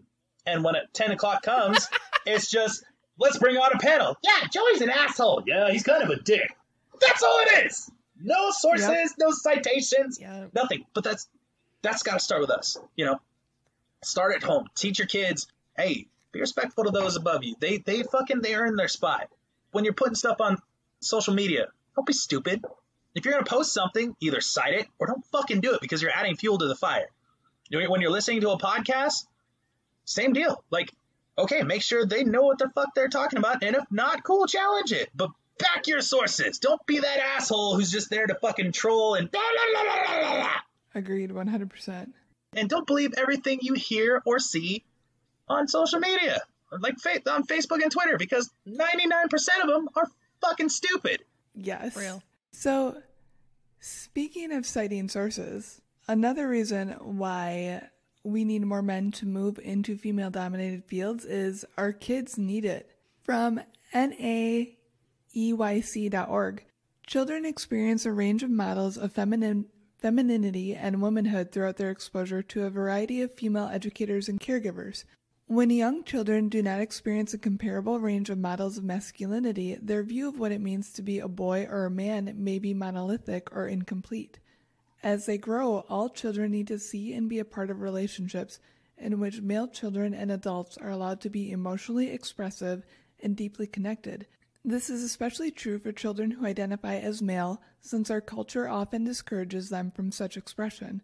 Improving the gender balance of the early childhood workforce would provide all children with a richer variety of role models at this critical time in their gender identity development. According to the U.S. Bureau of Labor Statistics, fewer than 3% of preschool and kindergarten teachers are men, and this figure has not changed substantially in recent decades. So, you both said it earlier, actually. And I noted it in my mind that you both said it earlier. Children can't have a different perception of men early on if men aren't in these roles. They can't perceive men as caregivers if men aren't in the caregiver roles. I want to say it in the traditional masculine sense because I really want men to hear it that way also. If you guys want your boys to really, quote unquote, man up, fucking show them what a man looks like. Seriously. If you think that your boys are going to grow up to be healthy examples of masculinity, you got to fucking give them that. Because the only examples they have, more often than not, are examples of femininity. And that's not a bad thing. But if you want your sons to have more masculinity in their lives, guess what? They have to have that from something. And also, that is said in all of those career paths as well. Like, if you want boys in general to have a healthier sense of what it means to be a boy, go be a fucking teacher. Teach boys what that means. Teach boys how to be a boy in the way that boys are supposed to grow up to be healthy men.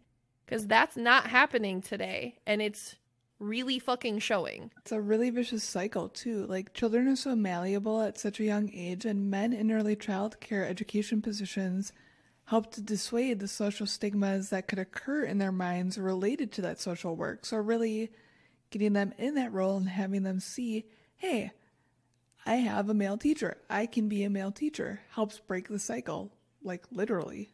And also, why wouldn't we show our children that they can receive comfort and trust and respect for anyone, regardless of their gender, right? If you have a male teacher and you get hurt and you're a kid, who's going to make that better? Your male teacher, right? And now you have a layer of trust with men moving forward that you might not have had you not had a male teacher. That's better than having zero layer of trust with men, because that's a fucking terrible game too. Oh, absolutely. And once again, all of it starts at home. As I don't have any kids, so I don't really have a lot of room to say it, but from a teacher's perspective, I can tell you straight up, you have every right to say it from a teacher's perspective. From a teacher's perspective, there's not enough light that's being shed on the importance of having that father figure, having that man like to look up to, you know, because it should be a 50-50 thing. There are all these stories in the media and social media about just like the single mothers who do everything. And that's awesome. If that's you, fuck yeah, do you. However, fuck yeah. Awesome. However, I agree with all of it in the fact that you need that male figure, especially for boys, to show you how to be a good man. I was very fortunate and blessed. You know, my dad and both my grandfathers were in my life very strongly, and they groomed me and taught me what it's like, what it means to be a man, what it means to be a gentleman, what it means to be a good man. They gave me that example, and I am beyond thankful for that. And even when it comes to emotions, you know what I mean? Like, there's that stigma that boys don't cry. No, that's wrong.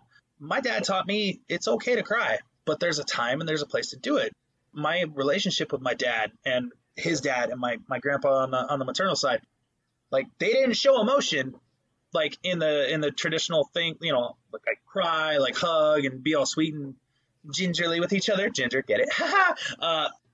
They taught me, you know, men do it their own way. And it's when you form that bond with your male figure, like with my dad, with my grandfathers. And when they, like, for instance, when my grandfather passed away, he did this little gesture to tell me, hey, I love you, big guy. You know, he didn't cry, he didn't give me a kiss, you know, all that fun stuff, but I knew what he meant. That's how I was raised. That's how men can show emotion. That's how we can encourage boys to show emotion in a safe way, if that makes sense. I'm not saying crying and showing emotions is unsafe, but safe for the male stigma, for the manly stigma. And then same thing with... It's not safe. Yeah. It's not safe today in this culture and in this environment. It's not safe. So I don't think that you need to take that away. It's not fucking safe. No. I know for a fact that I have had little boys in my life where if they went home crying, they would rather be crying where they are than crying at home, because crying at home means something very different. Yep. Mm-hmm. Absolutely. And then when it comes to teachers, same thing. Having that positive male role model, whether it be a fucking kindergartner or even a high schooler, like for me and Gobbz, like all of our male teachers, like I said, there are a couple in particular who to this day, you know, we hold them in such high esteem because we built that relationship with them, because we were taught by them, and we had that example of what a good man is, what a real man is. And when I say real man, I'm not talking just like Captain America. I mean like just what a genuinely just a good man is. And that's anything from opening a door for a woman, or for treating everybody with respect, or for working hard. You know, I mean, like that's one thing I think, whether you're a man or a woman, I think a lot of people are losing that aspect these days. People don't know what it's like to work hard anymore. But that's one thing that those male role models and female role, it's those strong role models. I think we're lacking that these days. We need to get those role models back in these kids' lives at an early age to show, hey, you know, the way you want to be, like a little shithead, life isn't gonna let you do that. You know, if you want to be a good person, this is how you do it. We don't have that these days. And so me as even as a sub, like, I'm trying my best to, like, hey, we need to be good men. We need to be good people. End of rant. I think something that you said that I really just want to spin off of is how you had said that, like, the single moms, I knew what you meant, and I love the shout out. I love the credit that you gave. Thank you. I just want to say that, like, as the single mom, to build off of that, that's my fucking responsibility to make sure that I am bringing my kids around good role models of masculinity, even if that's not in a relationship capacity. I don't have to be dating every fucking dude in our life to be a good role model for my daughter. Or if I had a son, to be a good role model for my son. I would invest significantly more time in finding more male role models for my child if I had a son, without question. But I still take that on myself as the mother of a daughter. My daughter spends time with Nick, Allie's husband, because he's a fantastic role model and they're best friends. And he is her safe place. He is something that I can't ever be for her, something that Allie can't ever be for her, because we don't have the beard and the muscles, and we don't make her laugh the way that Uncle Nick does. Like, that's just a real thing. It just is, right? It just is. And I'm not mad about that. I'm envious that he can give my child something that I can't, without question. I'm always jealous of their relationship. I always have been. Jealous is the wrong word. Envious, because it's so beautiful and it just works and they're so sweet. But also, I recognize how important he is to her, and I would never want to take that from her. I'm also incredibly glad that we found Nick. Yes, because he's Nick, but also because he is such a great role model for her. And I own that as her mother. Whether that is in my best friend's husband or a camp counselor or her piano teacher or her soccer coach, it doesn't fucking matter. It's my job as her mom to be making sure that she has positive male role models in her life. It's also my job to ensure that she has removed negative role models from her life. And that can be said for men and women as well. I love that. So one thing that was proven in studies as far as having male educators in an early childhood development area, they actually help encourage kids to take more risks in order to learn better boundaries, something as simple as climbing a tree. I love that. Yeah, okay, I'm all for moose climbing a tree, but oh my God, when my brothers were growing up, Nick can attest to the fact that I nearly had a fucking heart attack anytime any of them went down the skate ramp, and I used to skate. So, Jesus Christ. I'm way different now. I'm expecting all the broken bones, but still. Or I think about as simple as I refuse to put a worm on a hook or take it off. I refuse to touch a fucking fish. I refuse. I love that Tiny loves to go fishing. I love that she loves to do that shit. I'm never standing in the way of her doing it. But if you need a worm to go fishing, I'm not fucking taking care of it for you. So you better go ask Uncle Nick, because that's his job. That's his job. Yeah, I do that now too. Go ask Auntie Allie. Go ask somebody other than me, please, for the love of God. Bigger fish. Nick can handle the bigger fish. Still not comfortable in that respect. Okay. Another aspect that I think those strong role models, whether it be man or woman, those strong role models can really impact is when it comes to, bear with me on this, is when it comes to violence. Because that's real as fuck. Especially like from my experience, especially when it comes to boys, because I'm going back to nature here, boys want to fight. Period. Like they're gonna find a way, they're gonna fucking fight. Yeah, whether it be play fighting or whatever. And if you don't have that strong role model, for me it was my dad. He told me straight up, real men they'll never go out and pick a fight. Show me a man who resorts to violence, and I'll show you a man who's run out of good ideas. That being said, if it comes down to it, like you got to learn to defend yourself and protect your loved ones. That's where that strong figure comes in to teach them, like, hey, how can you diffuse a situation? For instance, my grandfather, he was a cop for 20 years, right? He was in Montana, so it wasn't as crazy as say like LA County and shit like that. But he still saw his fair share of shit. And this was back in the day. 20 years, he never had to draw his weapon because he knew how to defuse a situation. He knew how to stand his ground and say, dude, that's enough. You don't just fucking do that. You learn that. Right. That's a taught thing. Yeah. That's not, you didn't wake up one day with the confidence to not draw your gun on somebody who's staring you down. That's something that you were taught and you have the confidence to do. Even if you don't have the confidence to do it, the words came out of your mouth because you were brave enough for them to, but that's because someone gave you those tools. Yeah. And then agreed. Back at the young age, when you have those little shits who they could even be a bully, but have that mentality that I'm tougher than anyone else. Like I'm that big bad motherfucker.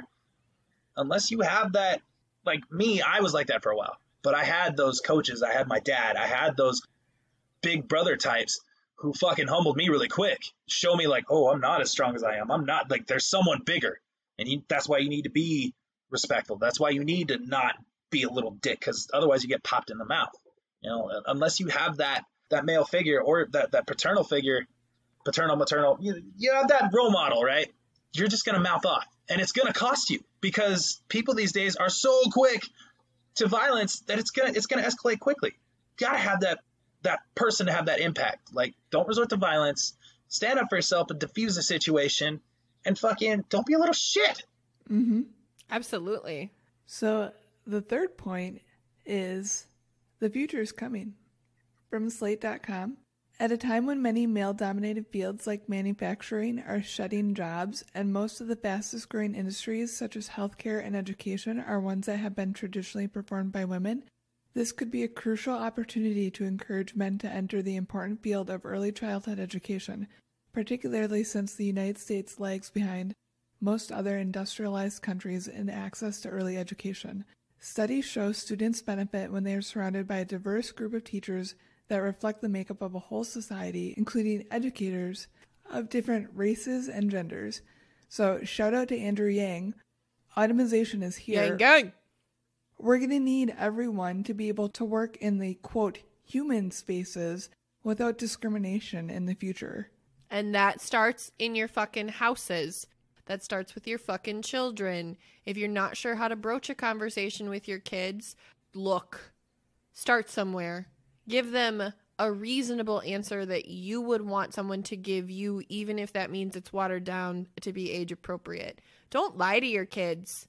Don't sugarcoat shit. Don't tell them about some fucking boogeyman. Tell them that there are bad people out there. Be real with them about these things. Teach them the difference between bad people and good people and what those qualities look like. If you are to this point of this episode and don't know how I feel about your parenting tactics, I recommend you maybe restart. Yes. Or listen to a different episode of Quality Substance. And my final point as to why men should get into female-dominated areas is because men deserve to be happy in their career choice. Fuck what society says. Real. And I deserve some hot male nurses. And mid-bros. Don't forget the mid-bros. And mid-bros. Okay, I had a mid-bro, though. I did. He wasn't called that. Well, we're calling him that now. I had a mid-bro. Dr. Matt was a fucking mid-bro, bro. He looked like one, too. He was a total fucking bruh. Let's have a baby, bro. Yeah. bro. I honestly feel like I would take a guy more seriously saying that than I would a woman, because I just don't get along with many women, so... Real. Mid-bros all the way. Hashtag mid-bro. I want a mid-bro being my hype girl while I'm fucking in delivery. I want, like... Yeah! Like, I want that. Don't fucking touch me with your soothing, calming nature. Hell no. It's like gym time. From what I've been told, like, it's intense in that fucking delivery room. Yeah. So you don't want someone like, you got this. You're squatting. I want screaming. Yeah. I want sweat. Is that all you got? Gym keeper, fucking do this, yeah! That's what I want. That's what I need. This does really sound like being done at the gym, besting your most recent PR. Yeah. And then Magic Hands is like, I'm going to need you to move to the left. You're in my way. So that's all I had, guys and gals, people. I think you did amazing on this episode. This was awesome. Thank you. Thank you for being our guest. Thank you for having me. Thank you for being our guest. Thank you for inviting me. This is awesome. You're so welcome. Yeah. This is the portion of the episode where I ask everybody what we learned here today. So, guest first, Bubbles, what did you learn here today? I learned that there are more dudes moving into traditionally female jobs in the workplace these days, and that's okay. There's nothing wrong with that. In fact, we need more men we need more of the dynamic. We need more mixture in every fucking workplace. It should never matter if you're a dude or a lady. Agreed. Definitely. Love that. Celeste, what did you learn here today? I really took away the fact that I might say the things wrong, but that doesn't mean I didn't learn it. It just means that numbers are hard. I learned that of the top 10 female roles, that men make more than women do in those roles. That's fucking crazy to me. That doesn't make any sense that those are female-dominated roles and yet men in those roles make more money. That, I'm not surprised, right? And shout out to our pink tax on a paycheck episode. I'm super, super not surprised. And yet every time I hear that shit, my jaw just drops a little bit, because I'm like, how do we live in 2021 and y'all still pay us like it's fucking $17.50? What the fuck is this? That's how I feel about that. What did you learn here today, my sweet dove? So I actually realized while doing the research for this episode that I had not a preconceived stereotype in this context towards men in early childcare roles, but Moose has a male daycare teacher. And I remember the first time I saw him there, I thought he was a parent, because I wasn't used to a man being in that role. And when I found out he was a teacher, I thought it was the coolest fucking thing ever. Moose cannot stop talking about going and visiting his room because he's in the next room up and Moose is slowly transitioning to that room. And I hear every single day about how they play hockey together. And I'm so glad that he has Mr. Chris to go play hockey with. But it makes me so happy, but also made me realize... It made me realize that my first thought was not, he's a teacher here, he's a parent here. So I still have work to do on my end. So that was my Here I Learned. I had a similar situation. I grew up with a dude. His name was Eric. Shout out to Eric if you're listening. You're not, but if you are. Cool. You never know. Who ended up being a daycare teacher for a really long time. And I remember the first time he told me that, I literally looked at him and said, "That's cool, but aren't you like the biggest stoner I've ever met?" And he literally said to me, "This is the best job for me because they don't stress me out. Like, they're just kids. I get to play with them. Like, shit happens during the day and it gets stressful without question, but all I have to do is seriously keep them happy and do some arts and crafts with them. And then we take a nap and everything is amazing." That was just such an eye-opening moment for me because that's the exact same response that I would have. Not for me specifically because I don't do other people's children. I don't tolerate that. But in that environment, yes, the answer is they're just kids. The answer is just do an art project. Just play with them. Just teach them something. Just give them your time and attention and help mold them. Like, what would be wrong with that? Exactly. So I really appreciated this episode and going back to thinking about Eric in that experience because he is the first male daycare teacher I have ever personally met, and I haven't talked to him in like 6 years. Damn. Real. That's the only point of reference I have is that dude. So shout out to all the men that are breaking down those barriers and those stigmas. Just keep pushing through it. We need you for our kids. We need you for our people. Keep doing it. We need you for the future, bro. We are grateful for you. Keep doing it for sure. Yeah. Bubbles, we are so grateful to have had you on today. Thank you so much. So grateful. Thanks for having me. You are welcome back whenever. Yeah! I'm excited. And you two are welcome on my show anytime. Oh, thank you. We would super love for you to plug your podcast, Pretty Please, where they can find you, all the jazz. Of course. Here, let me set the mood here. Here we go. Oh, light. Let there be light. Wow. As he's fucking blinding himself. Fuck. I don't need my eyes. This is a podcast. I don't need sight. Setting the mood. Damn. Now I'm blind. That's the mood. That's right. Justice is blind. So am I. Anyways. Once again, I am Bubbles, a.k.a. Bubbles the Barbarian, a.k.a. the bread, furry, hairy guy. One half of the Bub and Gobbz Show. You can find us at the Bub and Gobbz Show on Instagram, Facebook, Pornhub, YouTube, Twitter, anything else you can think of at our hashtag. That is BUBANDGOBBZ show. I don't do it as well as Gobbz does, but I fucking try. You can also find us at theroguerooster.com. That is theroguerooster.com, where you can find links to our merch sites, stores, videos, articles, newsletter, and everyone else involved in the Rogue Rooster Media Group, LLC. Wow. He needs to do our outros. That was so impressive and so much better. He spelled things. He spelled things! We can't even say shit right. Don't ask us to spell shit. Jesus. Okay, hey, to be fair, that's probably the best I've ever done because I always fuck it up. You can even hear it in every single episode where I'm like, you always find the Rogue Rooster where you can fuck. Let me try that again. So. Us. All right. Does that mean it's my turn to try this? That's on you, yep. All right. Setting the mood. Do it. Oh, okay. You can reach out to us. I got the courage and then I got scared. Dear listeners, if you would like to reach out to us, you can find us on Twitter and Instagram at taboosthepod. We are just Taboos on Facebook. If you'd like to send us an email, you can reach out to us at taboospodcast@gmail.com.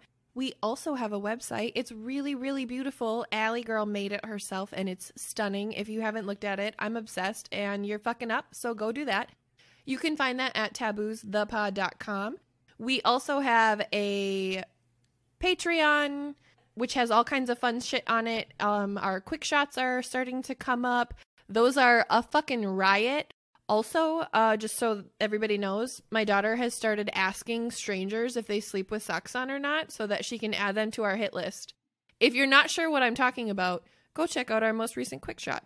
Did I do it? Did I cover them all? That was I'm pretty sure you did. I did good? I'm impressed. Yay! Oh, yay! I love that she's asking strangers if they wear socks. She is. And then tonight I'm tucking her into bed and she goes, Mom, guess what? And I was like, what? And she goes, Kissy, who's my sister, Kissy sleeps with socks on. And I was like, what? And she's like, yeah. Does that mean she's on the hit list? And I was like, go to bed. It's 10 o'clock. What are you doing? You're planning your hit list at 10 o'clock at night. Like, stop this. You're 7. Go to bed. She's my kid. It's fine. I loved this episode. You did spectacular. Mr. Bubbles, thank you so much for joining us. Oh, thank you. Thank you again. I'm so happy to be here. You two are awesome. Ooh, hugs and kisses all around. Love all of us. And on that note, dear listeners, do you be taboos?